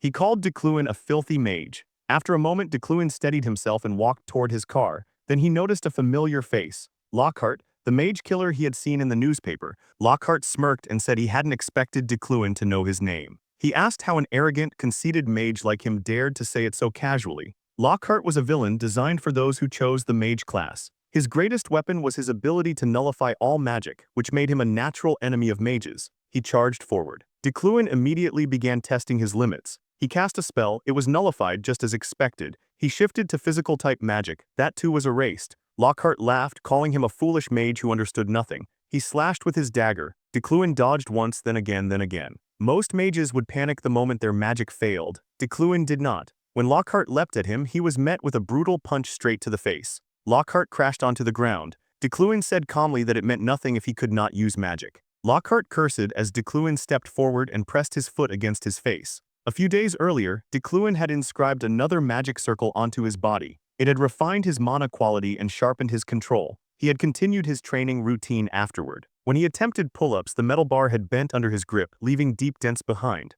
Seconds later, Lockhart regained consciousness and immediately began shouting again. He said all mages were frauds, helpless without their magic. Decluin asked if he was from the red film race. Lockhart's eyes widened. He demanded to know how Decluin knew. They were more commonly known now as the Blood Shroud race, born wrapped in a crimson film. Their bloodline was said to descend from demons of ancient times. Because of that lineage, they were forced to hide their identities. They stood as opposites to mages. Since magecraft had been created to fight demons, the conflict between mages and the Blood Shroud race had become central to history. Even now, their people were hunted simply for their ancestry. Decluin knew this. He said quietly that what Lockhart endured was disgraceful. But that was no excuse to slaughter innocent mages. Lockhart snapped, telling him to stop preaching and just kill him already. Decluin replied that he knew the Blood Shroud race was not inherently evil. Lockhart scoffed, asking what a mere mage could possibly understand. Decluin answered that he was a Eucline, from a lineage of honorable nobles who had never abandoned their dignity. Lockhart sneered, asking if he was trying to sound noble before executing him. Decluin cut him off. The only time he ever lost control was in the presence of a demon. The Eucline bloodline had hunted demons since ancient times. It was instinct, something they could not suppress. But he had not lost control facing Lockhart. He asked him directly had he wavered under provocation or gone berserk. No, because Lockhart was human. Decluin told him he could trust him. At that moment, several people came running toward them. Without hesitation, Decluin kicked Lockhart in the face, knocking him unconscious. Inspector Roa arrived and saluted Decluin. Then he asked if he should kick Lockhart a few more times on Decluin's behalf. Decluin says there's no need and uses his magic to craft a steel wire. He tells Roa that ordinary handcuffs won't work on Lockhart and asks him to bind the man with the wire instead. Then he asks how Roa found him. Roa replies that he came after receiving a report and asks if Decluin wasn't the one who filed it. Decluin thanks the officer for taking over and leaves. The next day, in his training room, Decluin receives an invitation to the Burke meeting. He asks if his sister really came all this way just to hand him the letter. She says she had no choice since he showed no interest, and as the reciting head, it's her duty to handle family matters. The meeting concerns the recent incident where a demon appeared in the mountains. The letter states that he must attend in a week, accompanied by one guard. His sister asks if he plans to take Jeff. Decluin replies that Jeff is good for nothing except driving. She tells him he can't travel without protection, especially on the road to Burke where no one's life is guaranteed. Decluin asks if she's worried about him. She flusters, denies it, and begins to panic. After calming herself, she tells him to leave the guard issue to her, as she'll commission someone from a trustworthy place. At Fraheim's training grounds, Julie orders the knights to focus. The captain watches her from a distance, wondering what he's supposed to do. Vaughn appears behind him and asks what he means. The captain jumps, telling Vaughn to at least make some noise when he walks. He explains they've received a major commission, but it's troublesome and he's unsure whether to accept it. Vaughn suggests telling Julie and deciding together. The captain hesitates, saying that's the bigger problem since the mission is to guard Decluin. Vaughn clenches his fists. The captain adds that it's not a simple escort but protection for an entire train carrying Decluin, and success would greatly raise the order's reputation. He also mentions that the vice captain, Julie, and Decluin aren't exactly on good terms. Vaughn cuts him off, saying the vice captain would never let personal feelings interfere with a mission. The captain agrees and goes to inform Julie. Behind him, Vaughn's killing intent intensifies. Burke is the name of the Alpine region in the northern part of the continent, sitting at an altitude of about 3,500 meters. It is home to the elders, the mages who stand at the pinnacle. Sorcery schools across the continent submit their theories there, and the decisions made in Burke must be followed even by royal mages. Its influence is immense. The summoning assembly is rare, something a mage might witness only once in several decades. To attend is both an honor and proof of one's renown, yet the summoning is also known as a mage's grave. At the train station, Julie asks the captain if the preparations are thorough. He assures her they are. Vaughn says Decluin is arriving. Decluin approaches the train with Alan. Julie greets him and, flustered, announces that from this point on their order will be in charge of guarding the train. She remembers the promise they made at dinner and wonders how she's supposed to smile, a wide grin or just a small one. Watching her, the captain thinks she's acting strange. She used to utterly loathe him, yet now she's doing her utmost to fulfill her duty. The captain tries to say he'll handle the talking, but Vaughn steps forward and introduces himself, stating he's the one assigned to guard duty this time. The captain adds that Vaughn is a skilled man recognized by the entire order. Suspicious, Decluin quietly assesses him but senses nothing unusual. Julie wishes them a safe journey and walks away, then suddenly turns back and gives Decluin an awkward smile. Decluin smiles back, slightly unsettled. Several hours later on the train, Decluin tells Alan he can nap if he wants. Alan immediately agrees. While Alan sleeps, Decluin remains alert. The journey to Burke is never simple. Unexpected incidents occur almost every time there's a summoning. The most infamous is the train attack, one of the hardest events to survive. The game randomly selects which train is safe. Those who want certainty can buy information through underground channels about which trains will be targeted. Originally, Decluin would have done exactly that. But after Wujin possessed him, all such underground connections were severed. With that option gone, Decluin made other preparations to ensure his safety. He glances at Alan, who is sleeping soundly after making such a fuss about how excited he was for the trip. When Alan first heard the news, he even cried, claiming he wasn't worthy to serve as Decluin's assistant. The train stops at another station without incident. All the other passengers disembark. Only one remains. This is the final stop before their destination. Decluin thinks that perhaps all his preparations were unnecessary since nothing has happened. He bought high-defense clothing and enhanced it further with his Midas touch, reinforcing it to the limit. He had also hardened his wood-steel shurikens and even handed Alan one of the high-defense robes. After pushing his skill to its limit, his mana was nearly drained. He couldn't help thinking it was a complete waste. He sighs, hoping the rest of the journey will pass without incident. But the moment the train rolls onto a bridge, the bridge explodes. A few days before Decluin left, Sylvia's father asked why she was glued to her book even on the train, and whether it was a university assignment. She replied that aside from the assignment, she had also missed a few classes. Her father smiled with pride, saying she worked hard despite already being confirmed as an archmage. Sylvia quietly asked if she was truly worthy of that title if she didn't put in at least this much effort. She felt regretful about missing Professor Decluin's classes. Then she asked why they were heading to the Burke assembly so early, when they could have left a few days later. Her father sighed and asked if she had ever heard the trips to Burke being called a mage's graveyard. She said she thought it was just a ghost story. He told her it was. Whenever a summoning came from Burke, mages always died. 15 years ago, 11 lost their lives. For generations, receiving a summon from Burke was the greatest honor for a family. If one of the 20 registered families was chosen to attend, their name would be carved into history. But if a summoned family failed to appear at the assembly, they would be permanently removed from the registry, and a new family would take their place. He asked her what she thought families outside the registry would do for that chance. She answered her own question, saying they would aim for the lives of those already registered. He explained that they were rushing because he had received intel about a group planning to attack the later trains. Since she was with him, they had to be extra cautious, and if others discovered that information, they would surely become targets. Seeing the shock on her face, he added that dying on the way to the assembly was practically considered a natural death. Back in the present, as the train crosses the bridge, the explosion tears through it. Decluin reacts instantly. The entire train begins to glow blue. Alan jolts awake and sees a massive hole torn through the carriage. The whole train is suspended in midair. Decluin feels a surge of relief. He managed to lift it in time. The attackers stare in disbelief, muttering that this is absurd, asking if all professors are simply built differently. Their leader reminds them of the handsome reward awaiting success and orders them to move. They leap into the very carriage Decluin occupies. Decluin calls them fools. His wood-steel shurikens launch at once, slicing through the intruders and eliminating them in seconds. Alan starts shouting that they're under attack. Decluin knocks him unconscious without hesitation and tells Vaughn to get Alan and the remaining passengers to safety immediately. Vaughn grabs Alan and jumps off the train. Once Vaughn leaves, Decluin turns to the two intruders who survived and calmly tells them their deaths will also be ruled natural causes. Vaughn takes his time evacuating the others, deliberately slow. Decluin finishes the last of the attackers, but the strain catches up to him. Lifting an entire train and fighting right after has drained nearly all his mana. He's exhausted. Vaughn arrives just as the battle ends and reports that all passengers have been moved to safety. Decluin nods and says Vaughn did well, but before he can suggest they retreat as well, he senses something shift. At first, he assumes it's lingering tension from the attack. Then he notices it clearly, the death variable emanating from Vaughn. He wonders how Vaughn managed to conceal it so perfectly until now. Vaughn draws his sword and says he's glad Decluin survived, because now he can kill him with his own hands.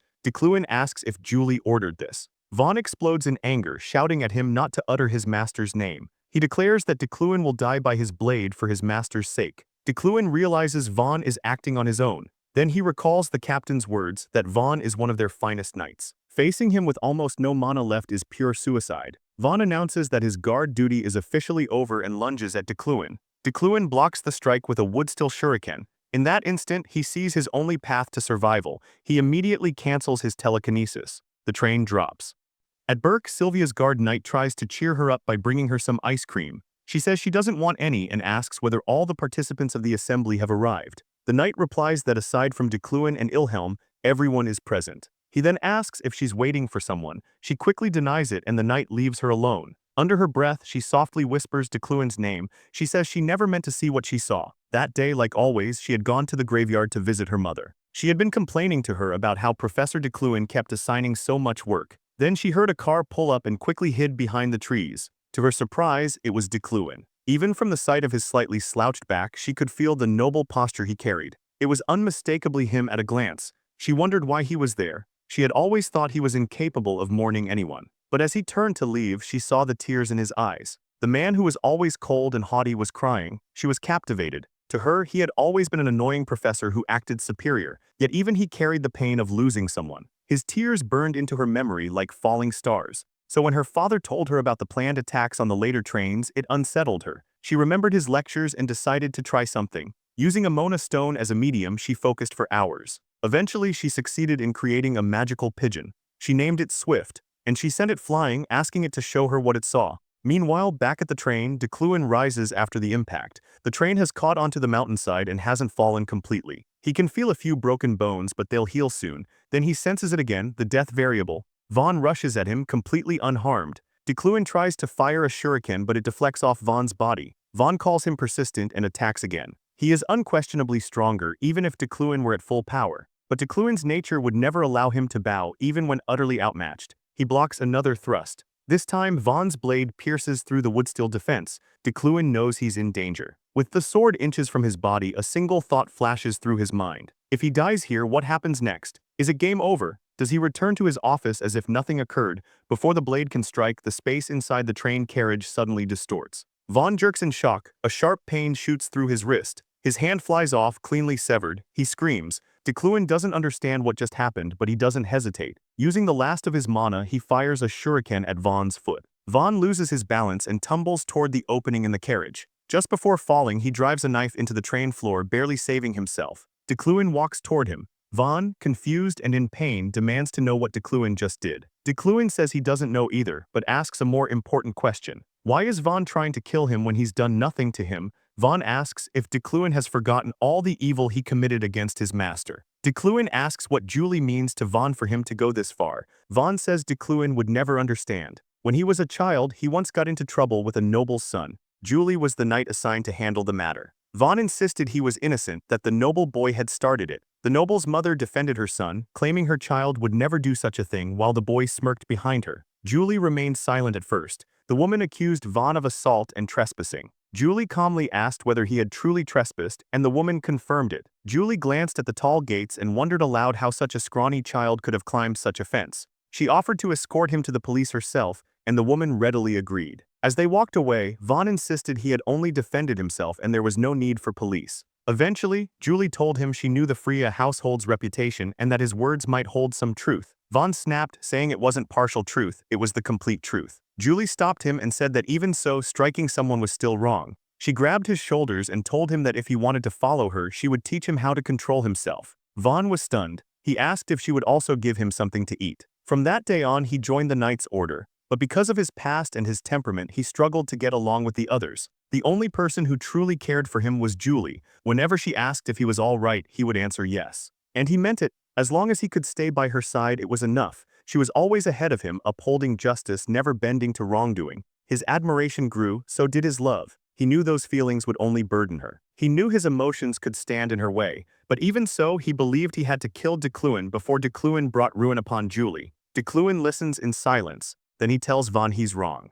Woojin says he will correct what Decluin once did. He extends his hand and tells Vaughn to hold on, promising he would never harm Julie. Vaughn lowers his gaze for a brief second. Then Decluin feels it again, the death variable creeping toward him. He steps back, realizing Vaughn has no intention of changing his mind. Vaughn coldly declares that he will never waver. Decluin calls him a fool, saying that this reckless choice will torment his master for the rest of her life. At that exact moment, Julie feels something strange. The captain notices and asks if she's all right. She says she is. He asks if she's worried about Vaughn again and reassures her that Vaughn can handle himself. Julie nods. Meanwhile, as Vaughn falls toward his death, he silently hopes Julie will find happiness. Outside, a magical pigeon flies above the wrecked train. Through its eyes, Sylvia sees everything, how Decluin killed his guard in self-defense. Her knight approaches and informs her that the assembly is about to begin. As she walks with him, she silently hopes Decluin will make it in time. At the accident site, Vice Chief Lilia oversees the investigation. When she asks about the explosion, the workers explain that such incidents are common whenever the Burke summoning assembly is held. She asks about casualties. They tell her no passengers were injured, but 2 people are missing,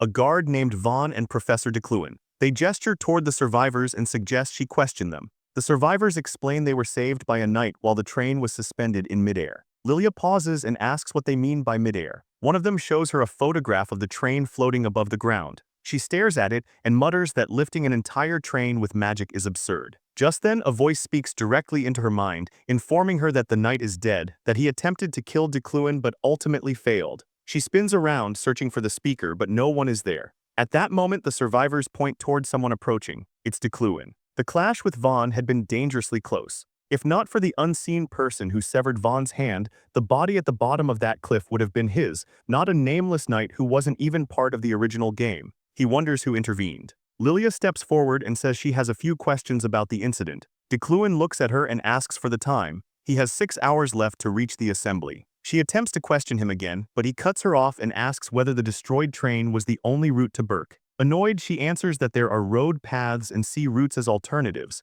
She tries once more to stop him, but he's already gone. Turning back to the workers, she asks if Decluin was just standing there moments ago. They speculate he may have used acceleration magic. She frowns, wondering how he still has so much mana, enough to halt a falling train, defeat assassins, duel a skilled knight, and now cast high-level acceleration magic. A thought crosses her mind. Is this what Lockhart warned her about regarding Decluin? At the Burke assembly, the great families gather. While quiet conversations ripple through the hall, Sylvia's father remarks that the time for the stars to align is near, and the meeting will soon begin. Sylvia keeps glancing at Decluin's empty seat, hoping he will arrive. Seated high above them all, the High Elder expresses humble gratitude to those who answered the summons. His mana is overwhelming. Even the sound of his voice makes Sylvia uneasy. High Elder Dessicton is one of the strongest candidates to become the next Archmage. If she ever hopes to challenge for that title, she knows she must stand at least at his level. The High Elder announces that the meeting will begin with roll call. If a summoned house fails to respond after being called 3 times, they will be declared absent.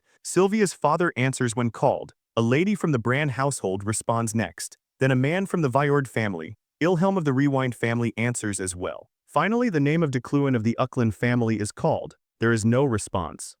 The High Elder calls his name again. Around the hall, nobles begin to murmur. Some whisper that it would be historic if the Uckline family were erased from the registry, especially since they were the very first household ever summoned. Others scoff, saying it's only natural. The current head, Decluin, is nothing compared to his ancestors. They mock him openly. Sylvia calls them pathetic in her mind. For reasons she can't explain, hearing them speak ill of Decluin unsettles her. The High Elder calls his name for the final time. At that moment, the doors behind Sylvia open. She turns sharply. Decluin steps inside, calmly brushing snow from his shoulder, adjusting his hair, then announcing his presence before the High Elder as if nothing unusual has occurred. After roll call concludes, the meeting moves forward without delay. The first matter concerns the demon that appeared in the Black Mountain. The acting head of the Brand family, Ethansel, proposes that each school issue orders or coordinate with the church to dispatch holy mages to suspicious regions. No family objects. The matter closes swiftly. A voice announces a short recess. Decluin exhales in relief. He ran without rest for 6 hours to make it here. His stamina is gone, his mana is nearly depleted. Though he arrived battered and exhausted, no one questions him. His natural composure hides everything. Just as he is about to step outside, someone calls his name. He turns. It's Alan, tears in his eyes. Alan asks if Decluin is all right and apologizes for arriving late, explaining he wasn't permitted inside after the meeting began. Decluin can no longer see Alan as merely an innocent child. If anyone would notice that he is no longer the original Decluin, it would be him. Woojin recalls a line from a movie he once watched back on Earth. Keep your friends close and your enemies closer. He tells Alan to remain by his side from now on. He needs to know exactly where Alan stands. When the break ends, the High Elder introduces the next topic, the Bloodshroud Sorcerers. This time the atmosphere shifts. The matter is far more sensitive and will not conclude so easily. A man slams his hand on the table and declares that the Bloodshrouds are like cockroaches, breeding in secret, laying their eggs within human society. Ethansel demands evidence. There is no reliable way to distinguish Bloodshrouds from ordinary people. The man insists that a method must be found so they can be eradicated completely. Ethansel warns him to choose his words carefully. He presses on, claiming the Bloodshrouds are gathering in secret and that he is certain they have a leader. Ethansel calls it baseless speculation. The man turns to the assembly and asks whether they do not find it repulsive that Bloodshrouds live among them. Several nod. He reminds them of the countless mages who died 60 years ago because of the council's hesitation. His gaze lingers on Ethansel, who remains silent. Sylvia's father then turns to Decluin and asks for his opinion, reminding the hall that the Ucklines are great exorcists who have long stood at the forefront of demon eradication. Decluin understands exactly what he is being pushed toward, but suppressing the Bloodshrouds is something Woojin cannot support. If he cannot stop this tide, he can at least slow it. After all, to this world, the Bloodshrouds are deemed a common enemy. Decluin speaks. He says the Bloodshrouds are always labeled aggressors, yet when one examines the historical records, most conflicts began with misunderstandings. An elderly man demands clarification. Decluin explains that 237 years ago, during the Roger Witch incident, the Rodrians were falsely accused of witchcraft despite their innocence. What followed was a sweeping purge and many Bloodshrouds were slaughtered. They retaliated, and the cycle of bloodshed began. He adds that the tragedy from 60 years ago, the one just mentioned, was deeply entangled in politics. A monostone mine had been discovered on land inhabited by Bloodshrouds. The old man snaps, shouting that 60 years ago it was a Uckline who seized the mine and slaughtered countless Bloodshrouds, and that someone from such a family has no right to speak. He insists the Bloodshrouds are born with demonic energy, and that the Uckline family, famed for hunting demons, should know this better than anyone. Decluin corrects him calmly. His family's tradition is to hunt demons, not Bloodshrouds. The old man roars back that Bloodshrouds are demons. Decluin's expression turns cold. He asks whether the old man is prepared to take responsibility for those words. Declaring humans to be demons so casually is reckless, he says, and someone who does so may well become the true demon himself. Furious, the old man storms out. Sylvia's father sighs and says it's a shame he must be away from her until the next meeting. She reminds him the next session is only tomorrow, yet he still tears up as they part. After being assigned her room, Sylvia reads the note handed to her. She assumes the warnings written inside are merely meant to frighten young attendees, then prepares for bed. Later that night she wakes up thirsty. Still half asleep, she walks toward the door. The room shifts. In an instant, she is no longer inside her chamber but standing in a corridor. Her heart pounds. She quickly checks the instruction note again. It clearly states that once a person lies down, they must not wake before morning or they risk being transported to a random location within the building. She frowns. This never happened while she stayed in the second hall these past 2 days. Perhaps it's because she is now closer to the elders, where the mana is denser. She had assumed it wouldn't affect her as long as she didn't leave her room. As she struggles to steady herself, she senses something behind her. She runs. The instructions warn that she must not leave the floor, and if she encounters an open door, she must never enter or she may be trapped inside forever. Panicking, she pounds on a closed door, begging for help, but the rules also state that if someone knocks on your door at night, you must ignore it and make no sound. She runs down the corridor, calling out desperately. Tears stream down her face. Then a door opens. A calm voice asks if she is lost. It's Decluin. He steps aside and lets her in. She quickly thanks him. Inside, she apologizes and explains how she suddenly found herself in the hallway after getting out of bed. Decluin tells her that Burke is filled with spirits who lost their consciousness to magic. That is why the rules exist. She should have read the note more carefully. Even now, he carries that same unchanging expression and steady gaze. She wonders if it is because he is Decluin that he can open the door without consequence. A sound echoes from outside. Dense mana seeps through the cracks of the door. It's the ghost that was chasing her. She tenses again, but Decluin tells her to stay still. His wood-steel shurikens shoot past her, slicing through the spirit in a single motion. She stares at the blades in awe and asks how he defeated a roaming ghost so easily. Decluin replies that it was merely a simple killing spell, nothing to boast about. Magic was never meant to exist for the sake of killing. His words sink deep into her heart. She gathers herself and casts the flowing flame spell he taught in class. Decluin says she executed it correctly. She follows with lightning metallization, then goblin magic. Each time, he calmly tells her she did well. She pouts, complaining that he didn't even look properly before praising her. Deliberately, she performs the next spell half-heartedly, curious about his reaction.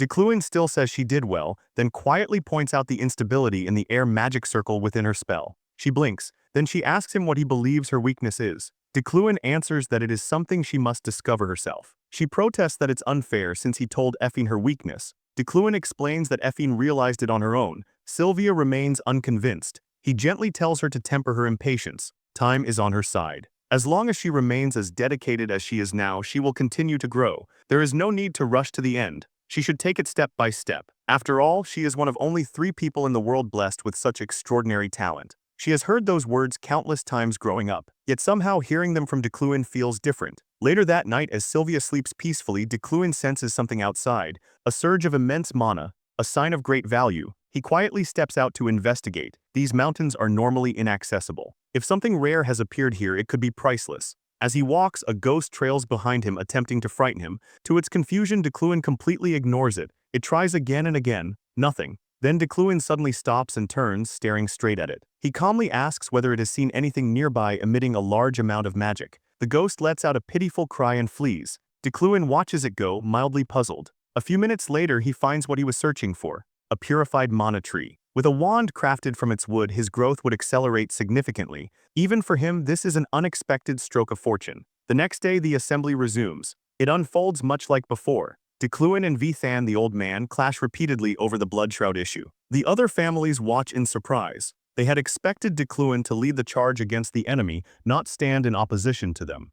Even Sylvia's father believed Decluin was plotting something. Sylvia sensed the others thought the same as her father, but she knew they were all wrong. Decluin wasn't scheming, he was simply stating what was obvious. The High Elder finally stepped in, cutting off the debate as the Bloodshroud issue spiraled in circles. He postponed the matter to the next meeting and shifted focus to other affairs. Unlike the Bloodshroud dispute, the remaining topics were resolved quickly, and within a few days the meeting came to a close. As they left, the old man deliberately shoved past Decluin. Even though Decluin had only acted in accordance with the quest line, he had entangled himself with far more people than he preferred. The next day, in the shopping district, while searching for materials for his wand, Alan suddenly noticed someone outside and immediately called out to Decluin. He said the woman was his hero, that it was because of her he had safely made it to Burke. Decluin remembered her name, Lilia FM. They decided to treat her to a meal to thank her for helping Alan reach Burke safely. Lilia thanked Decluin and mentioned that the investigation had concluded, though she still wanted to know what had happened to Vaughn. Decluin said he died during the ambush. When the food arrived, Lilia kept staring at Decluin, studying him carefully, wondering what exactly was different about him, just as Lockhart had suggested. Back at the Imperium Security Bureau, Lilia explained that Lockhart was about to be transferred to one of the most notorious prisons for killing innocent mages. She asked if he had anything to say for himself. Lockhart remained silent. She said he had been tight-lipped throughout the interrogation. Then she told him to activate his power. Lockhart looked up, confused. She repeated herself, activate it. He smiled faintly and used his magic nullification ability. The moment the magical monitoring devices shut down, Lilia slammed her hand on the desk and called him a complete idiot for getting himself into trouble after she had warned him not to act rashly, not to do anything that would harm the Bloodshrouds. She said if his identity as a Bloodshroud had been exposed, she would have had no choice but to kill him herself. Lockhart laughed and asked whether leeching off the Empire would still be possible if she killed him. She replied that there was no other way to be exposed unless they were witnessed immediately after birth. Lockhart reminded her that their powers resembled demonic abilities,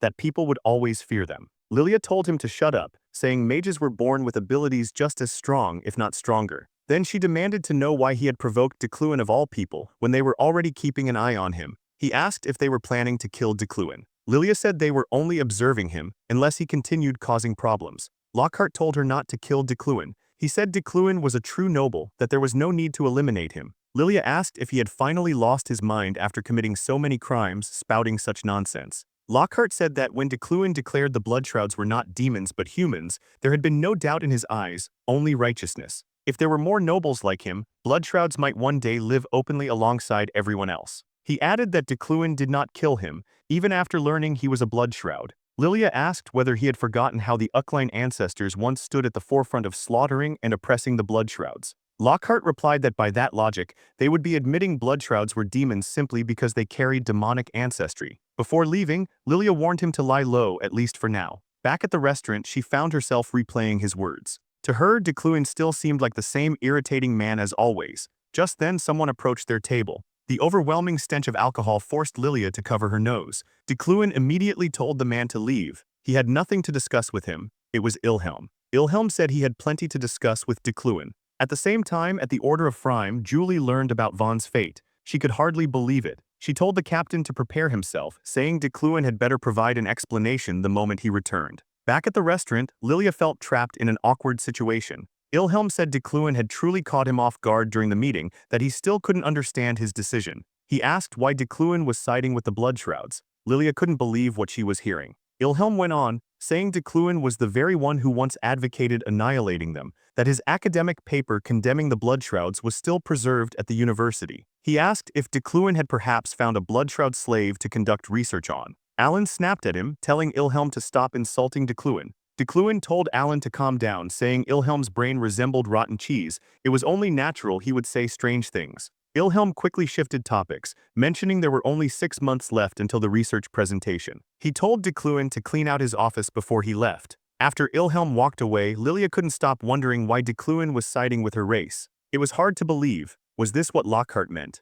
The next day, before leaving Birch, Decluin commissioned one of the finest craftsmen to forge a wand for him. After that, they boarded the train back to the Empire. Unfortunately, they ended up in the same carriage as the old man Vithan. He didn't bother hiding his hostility, though no actual conflict broke out during the ride. At last, the long journey came to an end. After stepping off the train, Alan mentioned there was one final transfer left. But Decluin wasn't listening. Julie and her knights were standing directly in front of him. She stayed silent for a moment, then said she had heard about the ambush and was relieved that Decluin was safe. Decluin thanked her. Judging by the expressions on her knights' faces, they didn't seem pleased that Decluin was the one who survived. Julie said she had read in the news that Vaughn and Decluin worked together to save the victims. Then she said she needed to ask him something. She asked how Vaughn was. Decluin didn't answer. As she waited, he thought about telling her everything, that Vaughn had tried to kill him, that their clash had led to this outcome. But standing before her now, the words wouldn't come. He wondered whether he should tell her the truth, or whether the truth would be too cruel for Julie.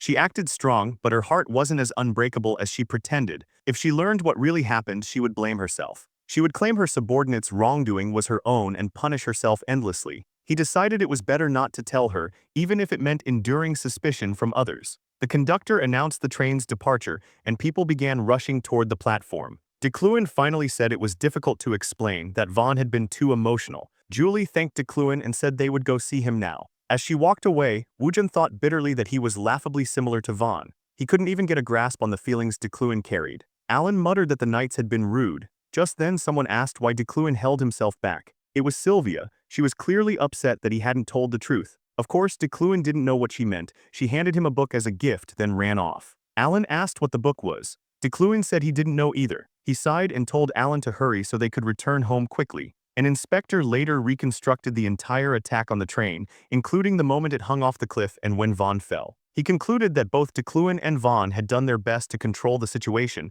but Vaughn fell during the ambush. Julie thanked the inspector, though sadness lingered in her eyes. As she walked away, the other knights asked whether there were any keepsakes to collect, or whether the inspector had discovered who was behind the ambush. The inspector said there were no keepsakes, and explained that it was an unwritten rule. Inspectors were not permitted to investigate crimes that occurred on the way to Burke. Julie stepped up to a cliff and said she had lost her reliable right hand, that he had left this world in vain. She called him a fool. Back at Decluin's mansion, the building trembled as Uriel discovered that he had written another family check. The butler tried to calm her down. She shouted at him, asking if he had forgotten her warnings about the family's finances, saying they wouldn't even last 2 more months without going bankrupt. The check in question was the payment for commissioning the wand. With the family funds this low, Decluin decided to take action. He told Uriel to calm down, assuring her he had ways to secure more money. He walked into the room filled with items he had purchased at the auction. Uriel demanded to know what he was planning and accused him of flaunting wealth they didn't have.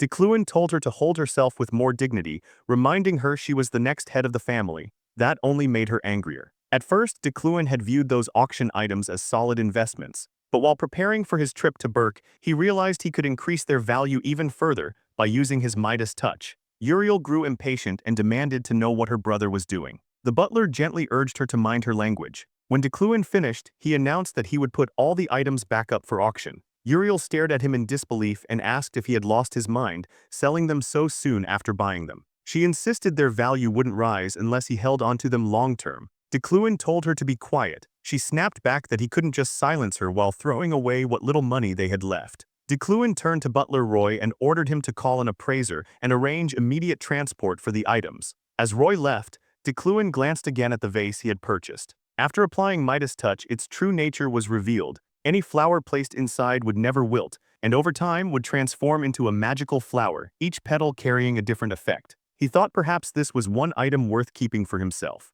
As the rest of the items were moved, Uriel approached him again and demanded to know if he was truly determined to drive the family into bankruptcy. Decluin assures Uriel that he'll make money and tells her not to worry. She snaps at him, telling him to stop saying that. Before she can press him further, he calmly says he has work to attend to and leaves. At the university, Effie and her friends have established the Ordinary Magic Exploration Club. Inside the club room, they're gathered around a table playing cards. A full house. Kings, Effie says, revealing her hand. The others groan, saying it's the 3rd time she's won in a row. With a proud smile, Effie exempts herself from cleaning duty for the week. As laughter fills the room, she suddenly feels like it's all a dream. She was born into a barren family. She never attended an academy. And after entering the university, she was constantly looked down on, not just by students but by teachers as well. There had been countless incidents. To think she could go from that to this. Now she has a club, friends, a place to belong. Effie tells them she truly enjoys spending time here. At that moment, the door slides open. A man steps in and loudly calls them ignorant children. He demands to know what they think they're doing. From the back, Professor Beck remarks to Professor Rin that commoners are wasting university space on pointless activities. These two professors never miss a chance to stir trouble when it comes to commoners. Rin glances at the club's name and calls it ridiculous. He repeats his question, "What are they doing here?" Effie explains that they submitted a proper club proposal and received official approval. Rin scoffs and calls it absurd. He demands to know which fool permitted such a ridiculous club to exist. Then he recognizes Effie, the same student who once had conflict with Sylvia, and calls her a low-life troublemaker. Effie's eyes turn cold as she glares at him. Rin accuses her of arrogance for daring to glare at a respected professor. One of her friends quickly tries to calm her before things escalate further. Professor Beck simply laughs at the scene. Rin says that if she's so confident, she should tell him who granted permission, because as far as he's concerned, no professor would approve something like this. Effie notices someone standing behind Rin. Her eyes widen slightly. Rin assumes she's speechless because she has no response and continues pressing her. Then from behind him, Decluin speaks. It was him. He says he was the one who approved their club and calmly asks if Professor Rin has any objections.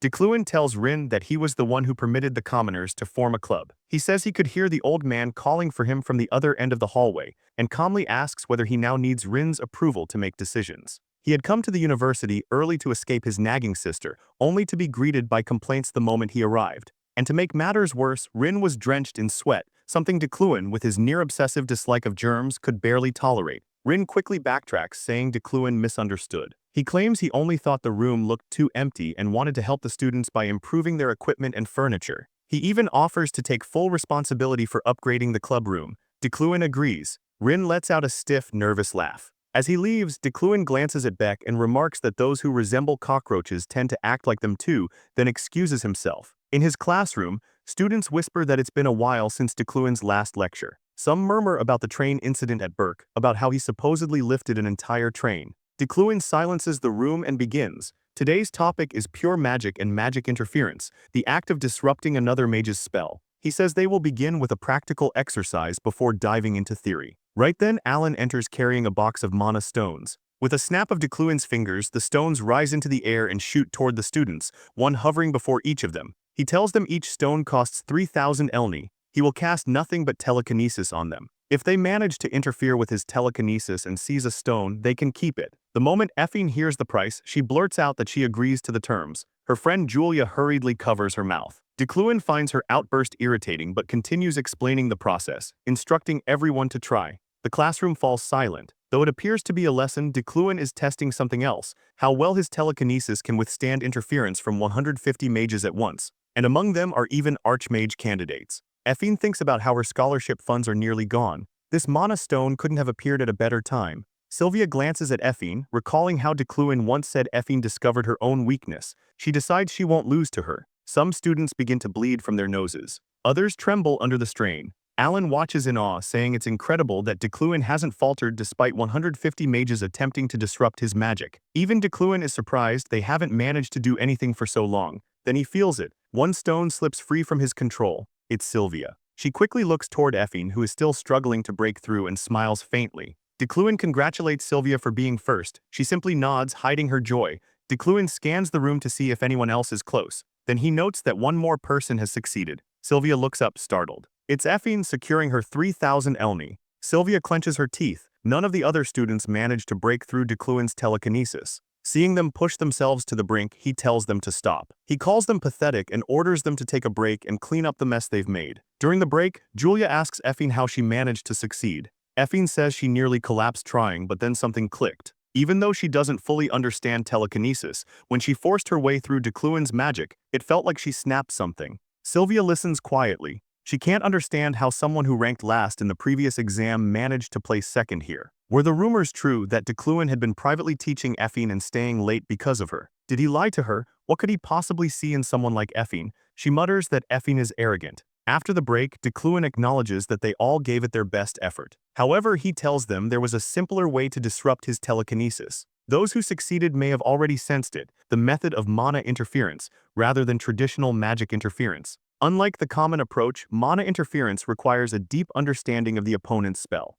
However, since it won't work on magic you don't personally understand, it isn't widely used, nor is it recommended for most mages to learn. Decluin tells them there is no gain without pain. Now he says he will teach them the core method, the crux, how to identify an opponent's magic circle simply by observing the central circuit. He explains that he will go through nearly every magic circle in existence, one by one. As he lists each type of magic, he casts its circle in the air, forming them seamlessly as he speaks. 2 hours pass. Then suddenly he stops. Since they wasted his time earlier by failing to complete the practical promptly, he says they can study the remaining material on their own. Without waiting for a response, he turns and leaves. The moment he exits, the classroom erupts. Students complain, asking why he would leave midway and how they're supposed to figure out the rest themselves. Effine, however, is still satisfied that she managed to break through Decluin's magic earlier. Just then, someone calls her name from behind. It's Beck. Julia immediately steps forward, asking if he's starting again, if he's itching to pick a fight for no reason. Beck says they've been showing off too much for mere commoners. He demands to know how Effine jumped from the bottom of the rankings to second place.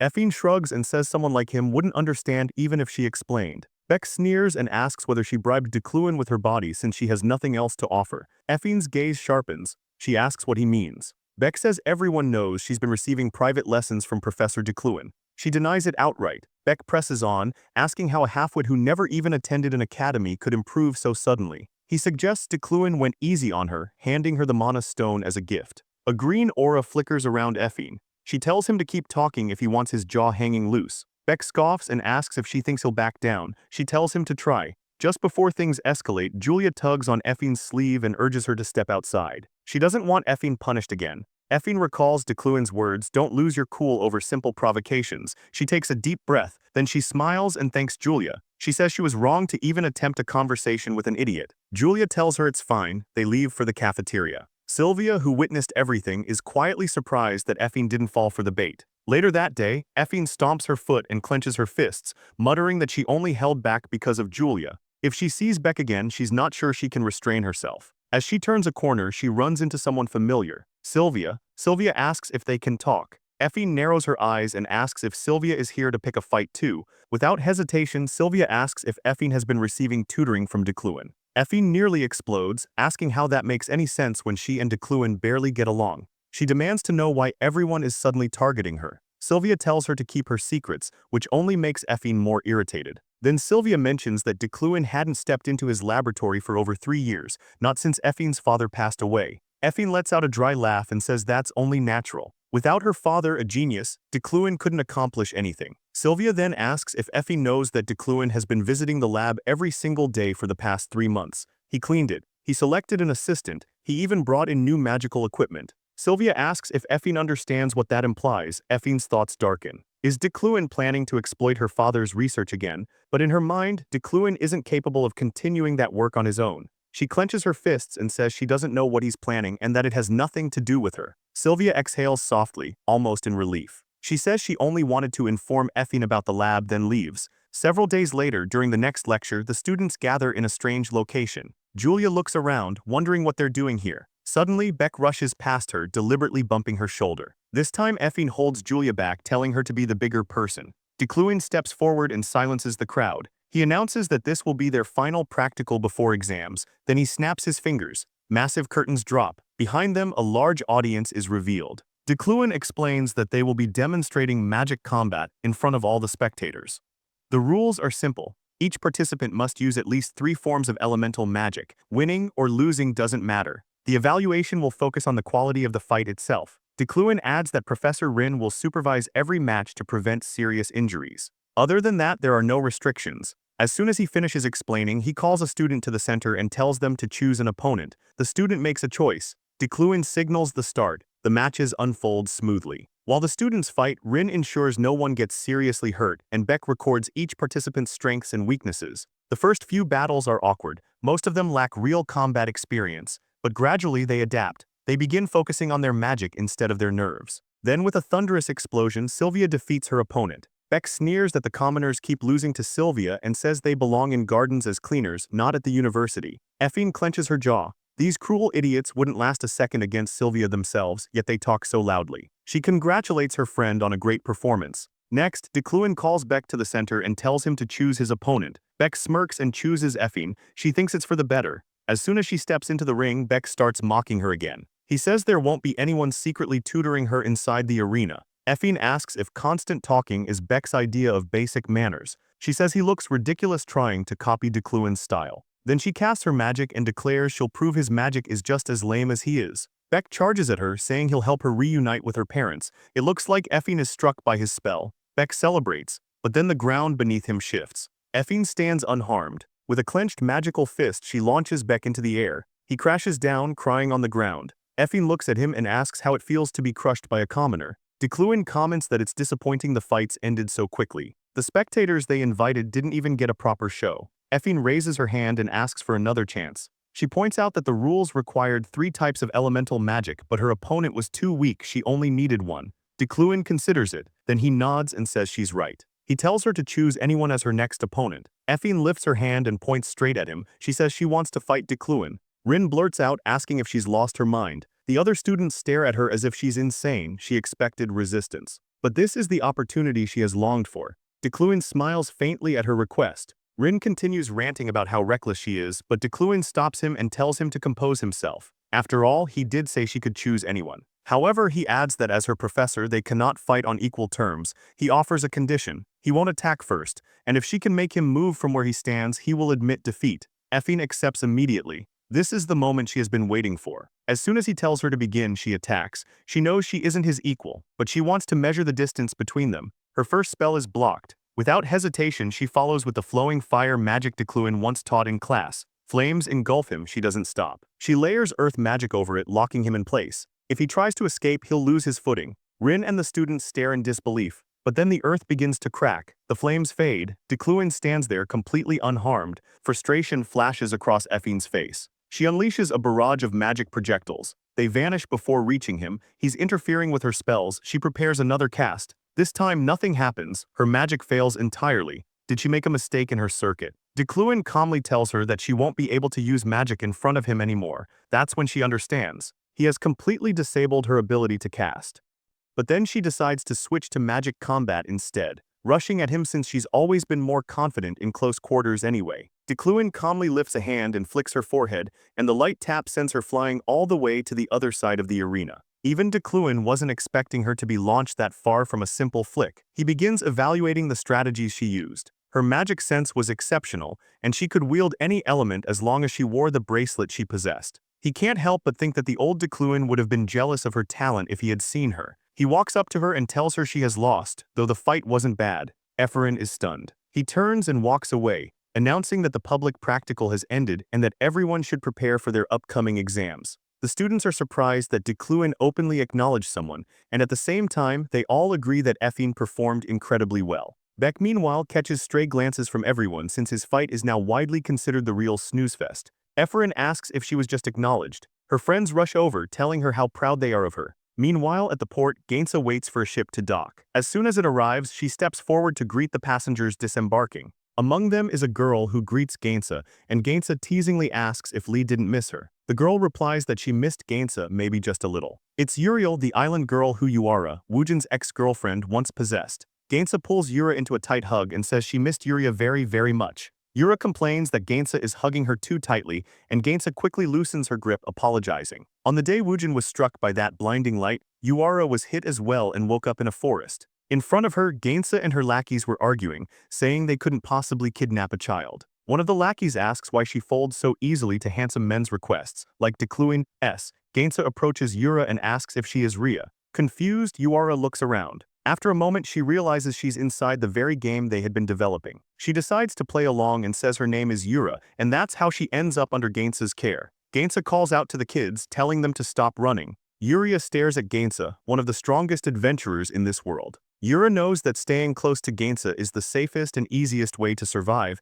and maybe even find a way back. Back at Decluin's manor, he opens the box containing the wand he commissioned. It looks beautiful, a wand crafted for Uckland's wielder. Now that he sees its quality, the 9 million elm price tag feels like a bargain, even though he initially thought he was being ripped off. From behind the door, Leroy calls out that dinner is ready. At the table, lavish dishes are spread across the surface. After studying the spread for a moment, Decluin reminds his sister that she claimed the family finances were struggling, yet now they're dining on a feast far grander than usual. She replies that they'll need the energy to overcome what lies ahead. Butler Roy explains that it's all thanks to the antiques Decluin had them sell. The bids climbed so high they nearly caused trouble for the auction house. Roy and his sister were in tears when they saw the final prices, realizing they now have enough money to ignore financial worries for years. Roy adds that Decluin's sister is simply too shy to admit it, and that this meal is her token of gratitude to him. Decluin says he could get used to such lavish food and nods, saying he agrees. Then he casually points out that his sister is holding her knife incorrectly,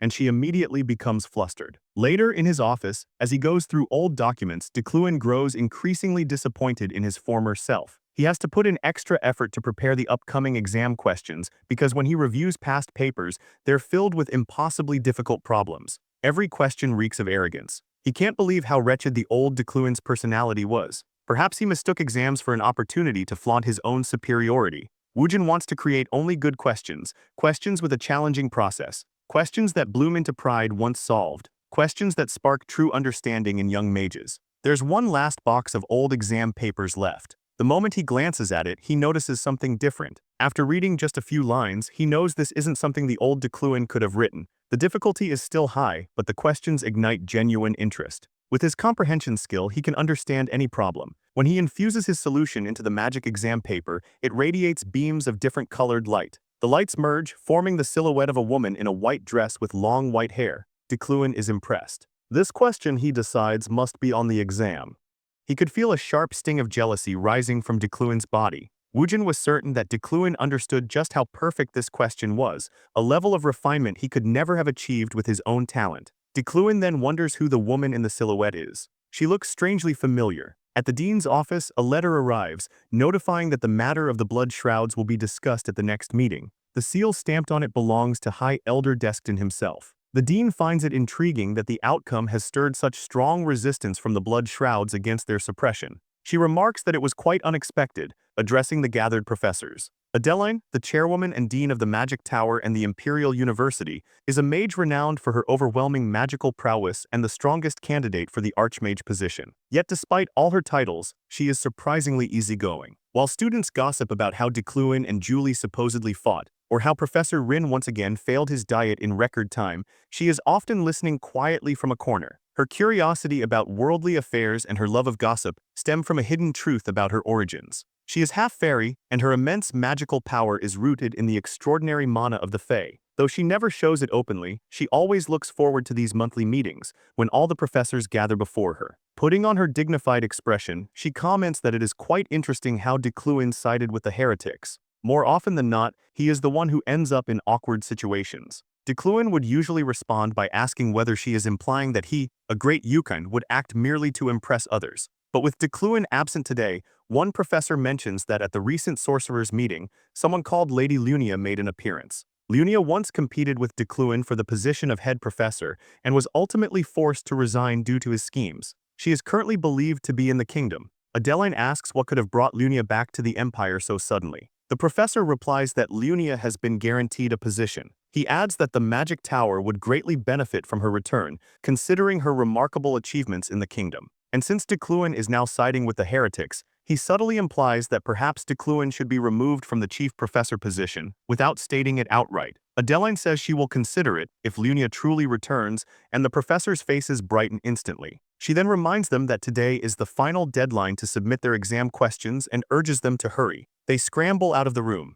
Left alone, Adeline wonders if Decluin hasn't been acting strange lately. Even the test he submitted is far too well crafted to be something he would have written before. There is no way he created it alone. A small smile forms as she decides to tease Decluin a little. And if Lunia, his longtime rival, truly appears as well, she can hardly contain her excitement for what is about to unfold. A few days later, on the day of the midterm exam, the students are visibly uneasy. Decluin's tests are infamous for being bizarre and unforgiving. Some students even consider giving up before it begins. Alan tries to calm them as he explains the format. The exam will span 10 days, with the final deadline set at midnight on the last Sunday of the academic schedule. Each student will work individually in their assigned room. They are free to leave to attend other exams, eat, or sleep. However, they are strictly forbidden from taking their test papers outside. It is an open book exam. Julia pales. An open book format with 10 full days can only mean one thing: it must be unbelievably difficult. Effine clutches her hair in frustration, wondering why Decluin couldn't simply submit a normal test for once.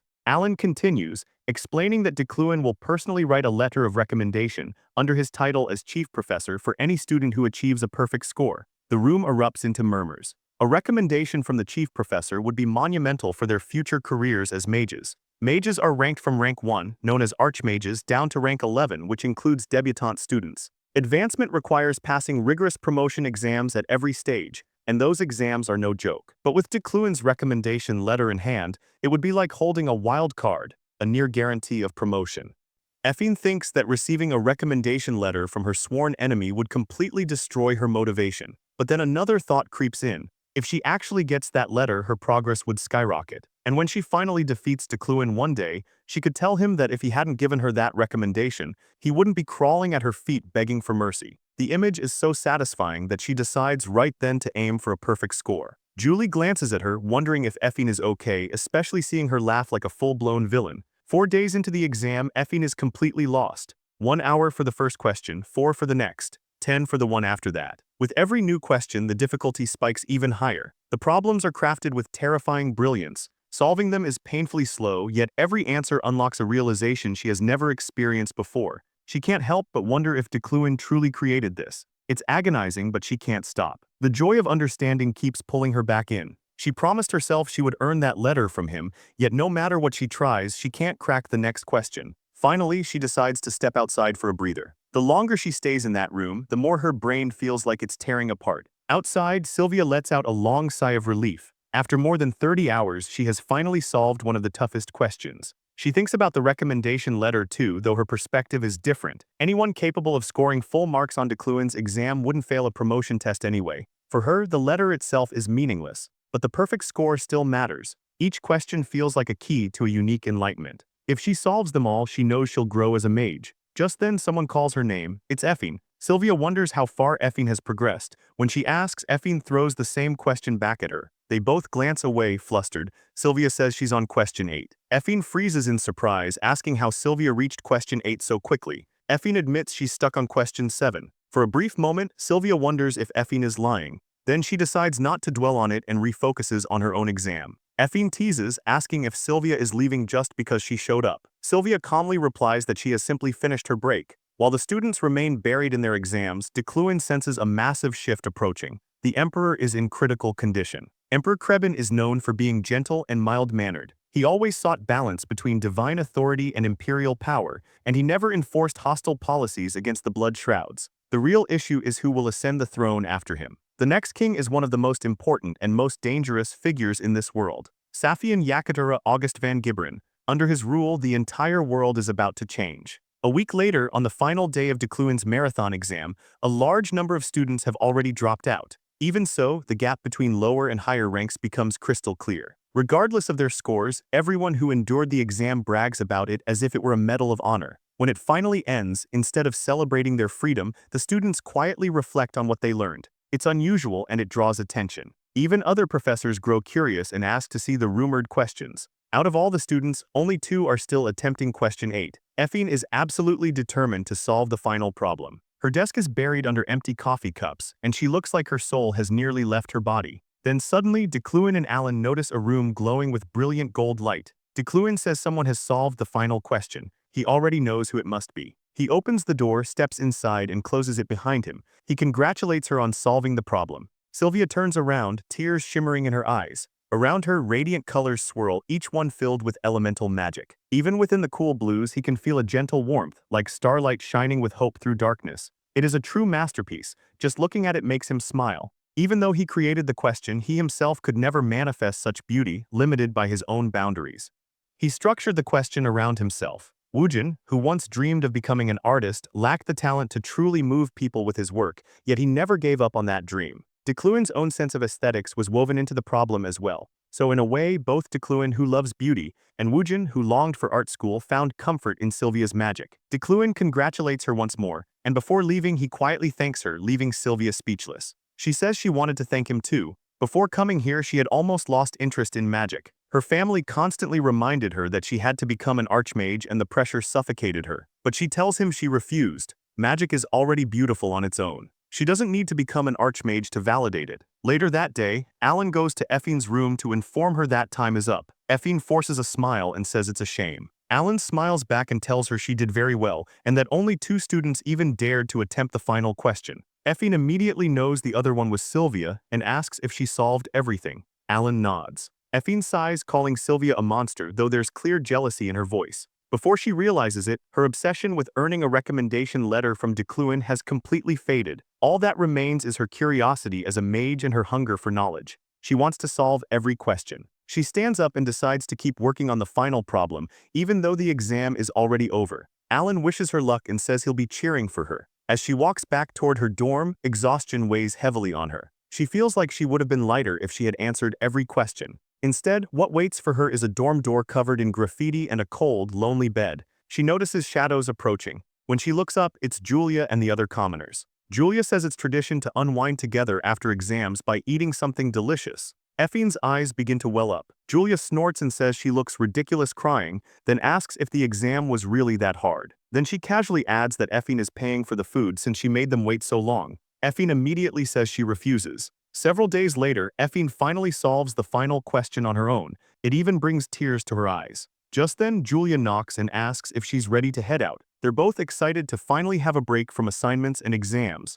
Effine thinks she made the right choice not to give up on that last problem. It was the most profound magical experience she's ever had. Julia suddenly asks if she's heard the news. Effine asks what she means. Julia says it's about Decluin. Ever since his exam questions spread, things have been chaotic. After taking a quick sip of her drink, she explains that Decluin has been summoned to the floating islands. The floating islands hover nearly 1,500 meters above ground. They are home to the mage community, a place said to hold the world's greatest knowledge and magic, an independent zone, untouched by the systems of the empire. Mages who truly dedicate themselves to magic inevitably gather there. Several of them praised Decluin's exam papers, and he quickly became a hot topic among the island's scholars. That's why he was invited to give a special lecture on the solutions to his test. Even Decluin didn't expect the invitation, but the fee offered was far too tempting to refuse. He places the exam papers on the desk, greets the attendees, and introduces himself as a monocrank mage and the chief professor of the Magic University. He announces that the lecture will last 2 hours. Before diving into the questions, he says he wants to explain his theory on pure elements. Adeline leans toward the person beside her and asks if they've seen the questions. The person whispers back that they must be plagiarized, that there's no way Decluin could have created something so incredible. It's Lunia, Decluin's arch-nemesis. The lecture proceeds smoothly. He uses the same structured explanations he once used at the university, guiding the listeners with clarity and precision. The audience listens intently to his systematic, eye-opening breakdown. When he reaches the sixth question, someone interrupts him. It's Adeline. She casually casts a spell and asks what should be combined with the circuit from question 6 to make it as destructive as possible. Decluin sighs inwardly, knowing she's just playing around, likely testing whether the questions are truly his. Deciding to entertain her, he answers flawlessly, resolving her doubt in a way that surprises even her. Unfortunately, that only encourages her. She keeps firing off more and more questions. He answers every single one, demonstrating deep comprehension each time. Eventually, the other mages grow visibly irritated at her constant interruptions, and Adeline finally falls silent. Decluin glances at the time and says that, since he spent so long answering questions, he no longer has time to explain the final one. Just then, another hand rises for one last question. She asks whether Decluin's thoughts on the 8th question are truly his own. It's Lunia. Decluin asks what she means. She replies that as the question is written, she's curious whether he personally conceived and authored question number 8. Murmurs ripple through the hall. Some begin asking if she's accusing him of plagiarism. Decluin answers calmly. Being inspired by ideas that aren't entirely one's own is common in magic. Then, as he casts a rough version of the 8th spell on the spot, he says this one is entirely his. The audience is mesmerized by its beauty. He explains that it differs from the version described in question 8 since this one was created instantly without preparation. Then he turns to Lunia and asks if that answers her question. She says nothing, teeth clenched. Decluin ends the lecture and walks out. He knows Lunia will stir trouble for him soon enough. Sometimes he wonders why he's always surrounded by people eager to tear him down. As he turns a corner, he notices someone waiting. She looks familiar, yet he can't immediately place her. The moment she sees him, her face twists in disgust. He wonders what he did this time, then it clicks. She was one of his peers during his university days. Decluin extends his hand for a handshake. Charlotte responds coldly, saying she doesn't recall them being close enough to address each other so casually. Decluin asks how Princess Manhwa is doing, which clearly catches Charlotte off guard. He doesn't care whether he was close to Charlotte or not. What matters is Princess Manhwa, the one Charlotte protects. With the Emperor on the verge of death, the story is approaching a major turning point. Many named figures will soon face life-or-death situations. One of the characters Decluin must save, no matter the cost, is Princess Manhwa. Woojin modeled her after himself, and she is destined to influence the latter half of the main storyline. Her bloodline is dangerously complex. She is second in line for the throne of the Yuran Republic and third in line for the throne of the Leek Kingdom. Wherever she goes, blood and destruction tend to follow. She is currently staying in the Empire under the excuse of studying, but once the Emperor dies and she is forced to leave, her life will be in grave danger. Charlotte says that even after all these years, Decluin still has a talent for forcing cruel words out of people. Decluin hands her a small orb and tells her that, when the time comes, he will be the lifeline that saves her and her comrades. After examining it, she realizes it's a communication crystal. He tells her to contact him once she's decided what to do. She replies that she would never accept help from a mess like him. Decluin says she doesn't have a choice if she intends to keep the princess alive. But if she insists on remaining stubborn and risking the princess's life, then she's free to do as she pleases. He turns and walks away. As Charlotte stands there, torn in thought, a worried voice calls out, asking if she's all right. It's the princess. Charlotte quickly tries to mask her concern, but the princess already senses what's happening and gently tells her not to carry the burden alone. The princess knows her brother's followers will arrive soon, and when they do, they will either try to use her or eliminate her. She admits she's nervous. She fled to the Empire under the excuse of studying. It was peaceful here, safe, almost like a refuge. But the next emperor will not leave her alone. She knows she has to leave, and soon. Charlotte understands. Seeing the worry in her eyes, the princess calls her closer and says the suitcase she's holding contains all the money she has saved up until now. Charlotte asks if she's trying to give it to her. The princess explains that she knows Charlotte is short on funds to hire escort mercenaries for their journey. Charlotte insists she'll find another way. The princess gently tells her not to shoulder everything alone. The money is for all of them and it won't be wasted. After a moment of hesitation, Charlotte agrees. Unbeknownst to them, someone is eavesdropping outside. Charlotte senses it and demands to know who's there, but the figure runs off. The Empire is no longer safe. Accepting Decluin's help may be her last option. Back at Decluin's manor, he's quietly reading when his sister starts pestering him, saying she doesn't remember him ever enjoying books this much. When he doesn't respond, she calls his name and mentions that she heard about his invitation to the floating islands and the generous payment he received for the lecture. Decluin immediately tells Uriel she's not getting any of that money. She scoffs and says she doesn't need it. She only came to deliver an official document from the university. The debutante student mages are requesting permission to enter Ukland territory for a field trip, and she asks him to consider it. He imagines the chaos they might cause. Decluin says those trips always end in disaster, and he won't allow such recklessness under his watch. She tells him to stop being stubborn and reaches into her pocket for the document, but Decluin raises his hand, stopping her. He tells her to leave. When she tries to protest, he gives her a cold, final look. Pouting, she gives up and walks out. Once she's gone, he takes out a communication orb and calls for Charlotte. She answers immediately, saying they have to move quickly. There's no time left. She asks for his help. Decluin tells her to listen carefully to every word he says. When she asks what he means, he uses telekinesis to pull a map toward him. He explains that Princess Maho has only one possible escape route.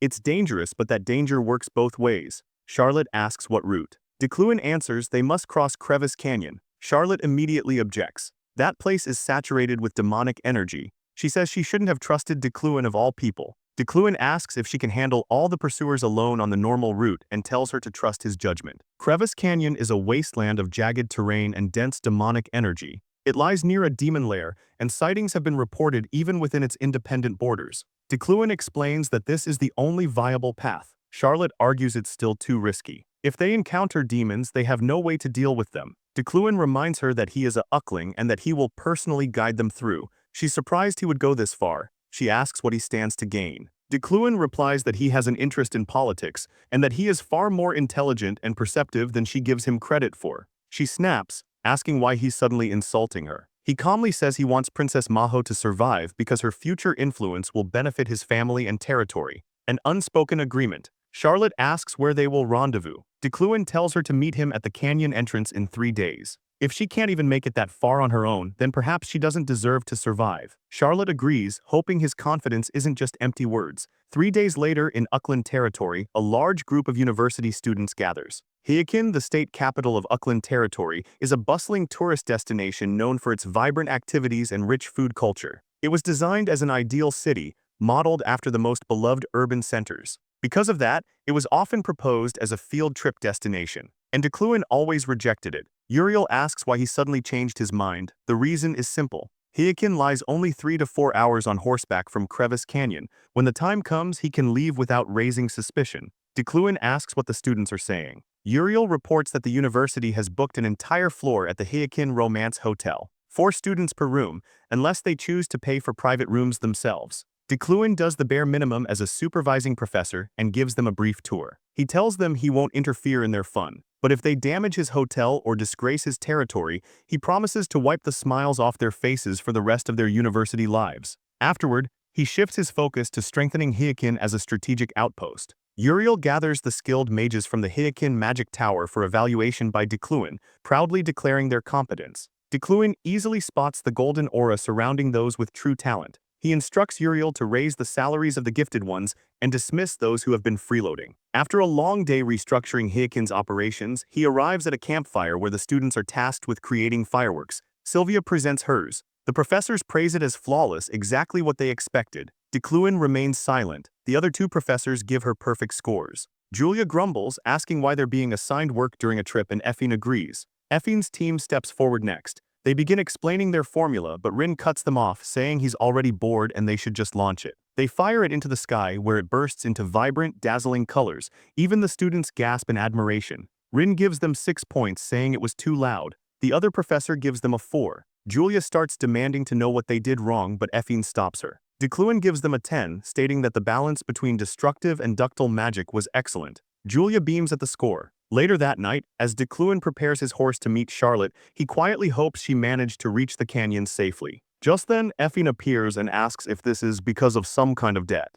Decluin was caught off guard, then asked what she was doing out so late and told her to head back. Effine asked him to explain why he kept helping her, even during the disciplinary hearing in the club room, and even today. She asked if it was because of her father. Decluin mounted his horse and told her to figure it out herself before dashing off. She shouted that she would apply to become one of his subordinates and do whatever it took to expose him. She promised to surpass him and become far greater than him. After he disappeared from sight, she began wiping her tears. Even after saying all that, she didn't feel any death variable. Even Decluin himself didn't know what had truly happened between Effing's father and him before Wujun possessed his body. After a while, he dismounted and sent the horse back to the stable, telling it to return by the next afternoon. He then pulled out his communication orb to contact Kolto. Just then behind him they arrived covered in blood. The knight stepped forward, bowed to the princess, introduced himself, and said he would be guiding them through their escape. The princess thanked him. He asked Charlotte if it had been difficult to make it all the way to the cavern, since they looked like a mess.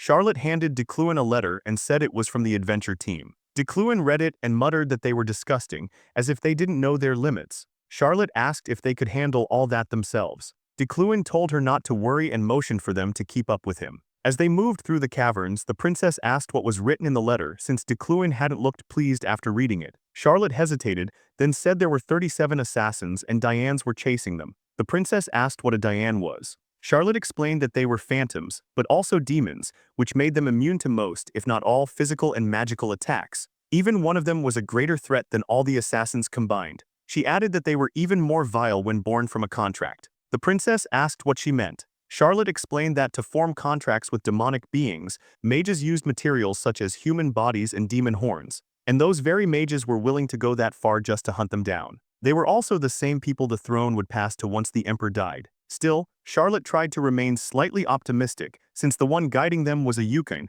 from the once famed family of exorcists. As they walked through the canyon, Decluin understood why it was called the Demon's Lair. The others struggled to breathe under the dense demonic energy. But for a Yukon, being surrounded by demonic energy only made him stronger. While inside the canyon, his mana quality reached rank 4. To put that into perspective, commoners usually had a mana quality of 9 or 10. If someone's mana quality was above 7, they could attempt to become a mage or a knight. Above rank 5, the number of people with better ranks dropped sharply. Most of the famous named figures possessed rank 3 or 4 mana quality. Rank 1 symbolized a god. And in the entire world, only 4 people held rank 2, the High Elder Desiccant of Burke, Empire Guardian Knight Jeddarid, Archmage Deccan, and Chairwoman Adeline. With rank 4 mana, Decluin could easily deal with the Dianes chasing them. Charlotte asked if they weren't moving too slowly. Decluin asked if she had lost her judgment because she was in a rush. He told her the pace he set was optimal to avoid being poisoned by demonic energy. Charlotte glanced back at the princess in worry, but the princess assured her she was fine and asked her not to feel so pressured. Charlotte smiled, touched by how warm the princess's heart was, even while being hunted. Though the princess was more restless and anxious than Charlotte herself, she was still mindful of her subordinates' feelings. Charlotte silently vowed not to let the princess come to harm, even if it cost her life. Suddenly, the princess pointed ahead in panic. A colony of bats rushed straight toward them. Charlotte prepared to strike them down, but Decluin told her to conserve her strength. His wood-steel shurikens sprang into motion. With telekinesis, he controlled a dozen at once and sent them slicing through the air, shredding the bats in a single instant. The escort mercenary remarked that it was only natural for the chief professor to eliminate them all in one attack. Even the princess agreed. A little deeper into the canyon, they found themselves in constant clashes with lesser demons. The mercenary said he was at least relieved they hadn't run into the phantom demons they had feared. Just then, Decluin coldly warned someone that he would tear their limbs off if they took another step closer. The others exchanged confused looks, unsure who he was speaking to. A mysterious figure revealed himself. He praised Decluin's instincts, mocking him as someone about to die. Behind him, a large wave of enemies emerged from the shadows. The moment Decluin saw their numbers, he told Charlotte to take the princess and move ahead immediately. Charlotte tried to protest, but Decluin asked if she was pretending to worry about him, saying it wasn't necessary. Even now, his sharp tongue caught her off guard. Decluin raised his wand toward the assassins and told Charlotte to watch closely. The instant he pointed, an explosion erupted beneath the group. Most of the assassins were killed on the spot. Decluin said he was more than capable of handling them and told Charlotte to focus on her duty and leave as fast as possible. Charlotte finally moved to escort the princess, but the princess suddenly pointed behind them. When Charlotte turned, a shadowy figure appeared with even more assassins. She recognized it at once, a Diane. Decluin calmly said the plan hadn't changed and ordered Charlotte to go. She insisted he couldn't handle all this alone. Decluin replied that he was going to kill the demon. The hired mercenary also chose to stay behind and help, urging the two women to leave. Decluin told Charlotte there was no need to hesitate and offered to send several of his wood-steel shurikens to guard and escort them. Gritting her teeth, Charlotte dragged the princess away, telling Decluin and the mercenary to make it safely to the Urin Republic. Several assassins gave chase and the demon phantom laughed, wondering how far the two ladies could possibly run. Decluin told it to worry about itself. The creature sneered and called Decluin arrogant, boasting that it was virtually immortal to magic and physical attacks. Decluin thought it was far too overconfident. What it didn't know was that he held the greater advantage. His mana quality had been greatly amplified, and his mana recovery rate had risen dramatically. On top of that, he could endlessly channel his mightiest touch into his woodsteel shurikens. As the demon continued bragging, one of Decluin's shurikens flanked it. Seizing the opening, he launched it straight into the demon. The creature didn't bother to dodge, convinced of its own immortality, but Decluin followed with a relentless barrage. For the first time, the demon looked shocked. It had taken damage. Its body began trying to regenerate desperately. The mercenary muttered that the demon had already been torn into pieces. Decluin warned him not to lower his guard. It wouldn't be over until they shredded it into fragments so small it couldn't realistically regenerate. He unleashed all his shurikens at once, driving them into the half-formed body again and again, cutting it apart each time it tried to reform. The mercenary could hardly believe what he was seeing. Meanwhile, Charlotte eliminated the last of the assassins chasing them. The princess suddenly dropped to her knees, and Charlotte rushed to support her. The princess assured her she only felt slightly nauseous from the demonic energy. Charlotte explained it was a symptom of demonic energy poisoning, but since they had already left the canyon, she should recover soon. Just then, a voice called out to the princess. It was her uncle, the Minister of Internal Affairs, Giant. He apologized for not being able to come for her personally. The princess thanked him for coming this far. He then turned to Charlotte, who introduced herself as the princess's escort. Giant expressed his gratitude for keeping his niece safe on her own. Charlotte replied that others had helped them as well. She glanced back toward the canyon and asked if they could wait for the rest. Even after the sun had set, Decluin and the mercenary had not appeared. The princess quietly wondered if they were all right. Charlotte thanked Decluin in her heart for his noble sacrifice in protecting the princess. The minister said they needed to depart soon, as they were about to enter the territory of the Veyron Republic. Then they spotted two silhouettes approaching. Decluin's voice carried across the distance, saying he was glad the princess had made it safely. Charlotte and the princess ran toward them.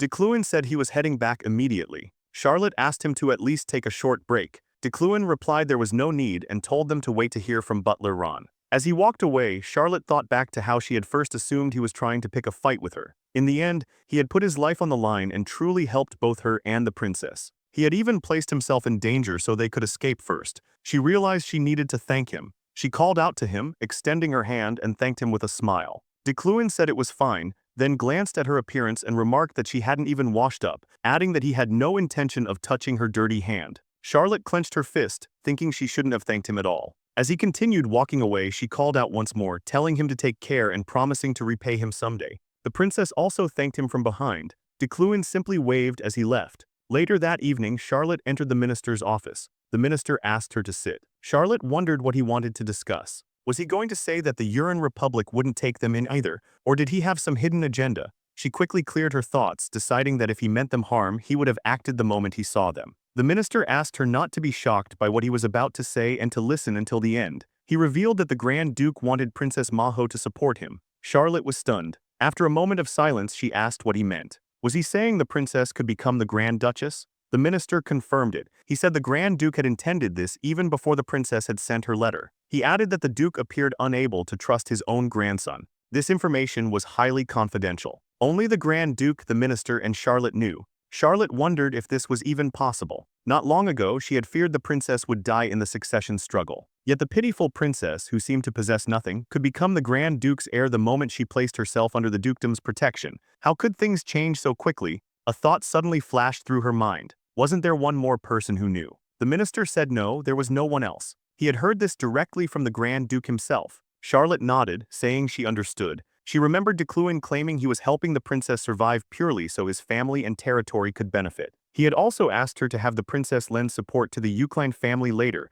almost as if he had known this would happen. He had boasted that he was highly political, more intelligent and perceptive than Charlotte herself. Had he calculated all of this in advance? She thought he was a monster for that. Then she smiled faintly, wondering if he had returned safely. The next morning at the Eucline estate, Decluin woke up, unsure if he had even slept 2 hours. The sun had not yet risen. The Iron Man trait he possessed melted away his exhaustion with only a brief rest. Though the previous day had been far from ordinary, his refreshed body forced him awake. He immediately began training his telekinesis. As he trained, he wondered if he should have started this much earlier. Since arriving in this world, he had trained every morning the moment he woke up. He identified his weaknesses and worked on them tirelessly, growing stronger without pause because danger lurked everywhere. Such routines were possible because it was Decluin, but that alone wasn't the full explanation. His disciplined habits, competitive nature, and strong mentality were what truly allowed him to live with purpose. He thought it would have been nice if he had been like this back on Earth. If he had lived this way as Woojin,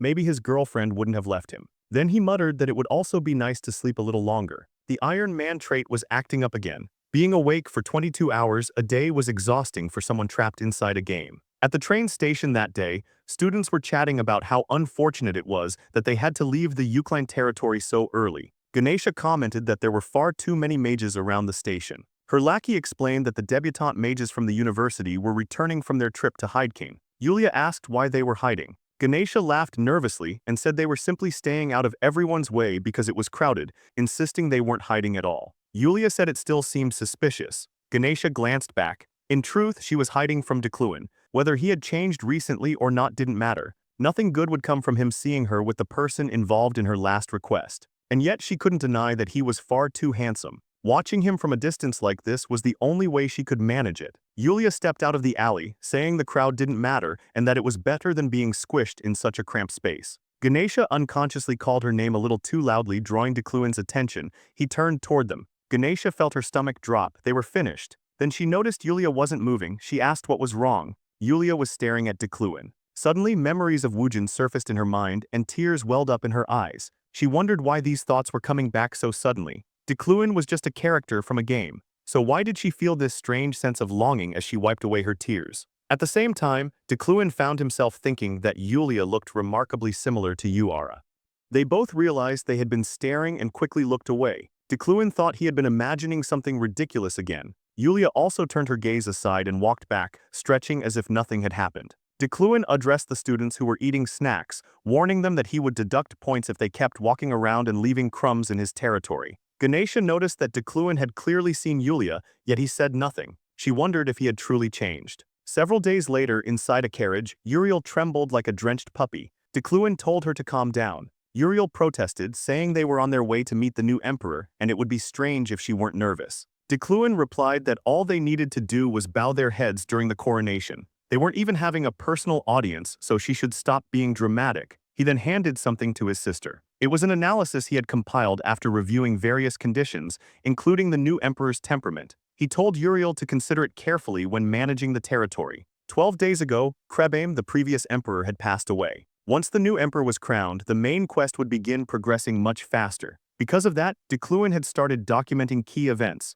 If Uriel followed his notes properly, she would be able to reduce the difficulty of future quests. Uriel asked if Decluin had suddenly become a fortune teller. Decluin responded that he would personally check her work to ensure she followed it. When they arrived at the palace, a guard guided them to their designated area. On the way, they crossed paths with Julie, who looked at them with a sleepy expression. They simply nodded at each other. Decluin thought that Julie still seemed troubled over the Veyron issue. As they reached their place, a lavish carriage pulled up. Everyone knelt. A lady stepped out and walked past them toward the throne. A priest stood waiting with the crown. The crown was placed upon the new emperor's head. Drums thundered, and the cheers of citizens who had gathered to greet their ruler echoed through the air. And just like that, a new emperor was born. Emperor Sofian Yekatera August von Jibrin. She yawned. Uriel whispered that the emperor was yawning. Despite holding unmatched influence, she was always bored. The reason lay in her character design. Within the game, she possessed the greatest talent. If she chose to become a knight, she would rise as a guardian knight. If she chose the path of a mage, she would become an archmage.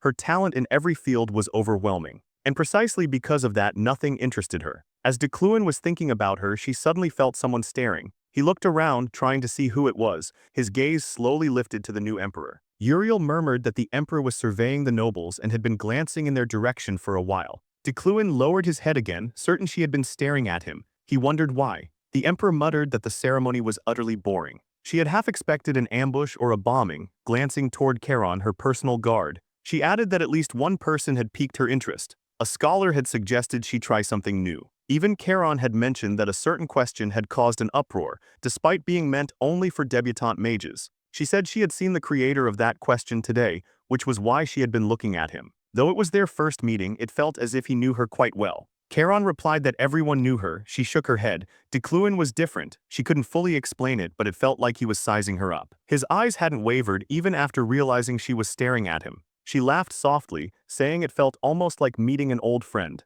Then she stood, remarking that she should at least tend to her duties now that she had become emperor. She mentioned getting rid of the unwritten rules that had been passed down for generations. She was referring to the emperor's classes at the university. As they walked back toward their classes, Decluin commented that the students were just as foolish as ever, even after the new term had begun. When they reached the office, they saw a crowd gathered in front of the door. Inside, guards bearing the imperial crest were waiting at his desk. Decluin wondered what they wanted from him. Charon stepped forward and announced that there was a letter from the palace for Decluin, instructing him to show the utmost respect. Decluin immediately knelt. Charon declared that the imperial family intended to grant the head of the Eucline family and senior professor of the magic tower, Decluin, the honor of sharing and discussing magic with Her Majesty the Emperor. Professor Decluin had been included among the candidates for selection as the instructional mage who would personally teach Her Majesty. To prove his ability, he was to solve a question created by the palace mage George. Decluin wondered why the emperor had chosen him.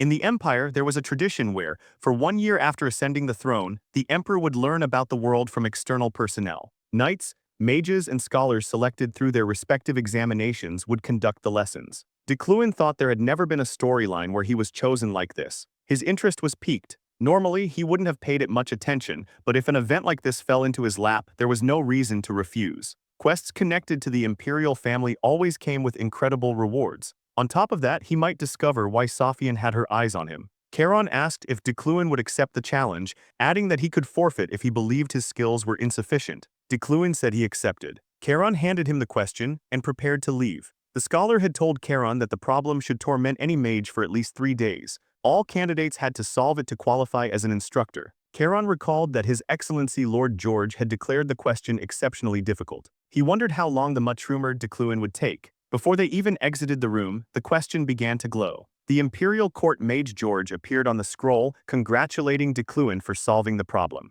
He explained that candidates were judged based on the time taken, and solving it within a day was already considered fast. The imperial knight stared in disbelief. Decluin had already solved it. Decluin said it was far from easy and that he had only managed because he had recently been researching rune language. He added that he was simply fortunate. The knights called him brilliant. Decluin, however, knew the truth. The rune language used in the problem was a difficult script found only in ancient texts. For others, it would be nearly impossible. But he had refined the rune language font himself back when he was a game designer. Though it had been long ago, with his memory and comprehension traits, a problem of this level was trivial. He turned to Charon, who handed him an official invitation from the imperial family. Since he had qualified, he would be moving forward. Decluin thanked him. Charon later reported to the emperor that Decluin had solved the problem in less than 5 minutes. She said there was nothing more to consider and ordered that they proceed with him for the position. Charon suggested it would still be better to observe a little longer. The emperor asked what more there was to observe. Solving a problem George had sworn was difficult in 5 minutes was more than enough proof. She sighed and remarked that Charon seemed to favor a woman named Luina over Decluin. Luina had taken over 4 hours to solve the same problem. 4 hours would have been considered excellent had no one solved it in 5 minutes, but the results were clear. Charon explained that his inclination toward Mage Luina wasn't personal bias. There were simply too many rumors surrounding Professor Decluin. A more flawless mage might be better suited for admission into the imperial palace. The emperor told him not to speak of rumors in her presence. She believed only what she saw with her own eyes. She had decided on Decluin as the instructional mage and told Charon not to press further. Charon bowed, saying he understood. She then asked whether Rujidin, who was supposed to oversee the instructional night examination, had been injured. Charon confirmed that Vice Captain Isaac was on medical leave. She asked if that was why there had been no news regarding the night selection. Was there any other suitable candidate? Charon replied that they were currently searching. The emperor said she had a better idea and ordered him to carry it out at once.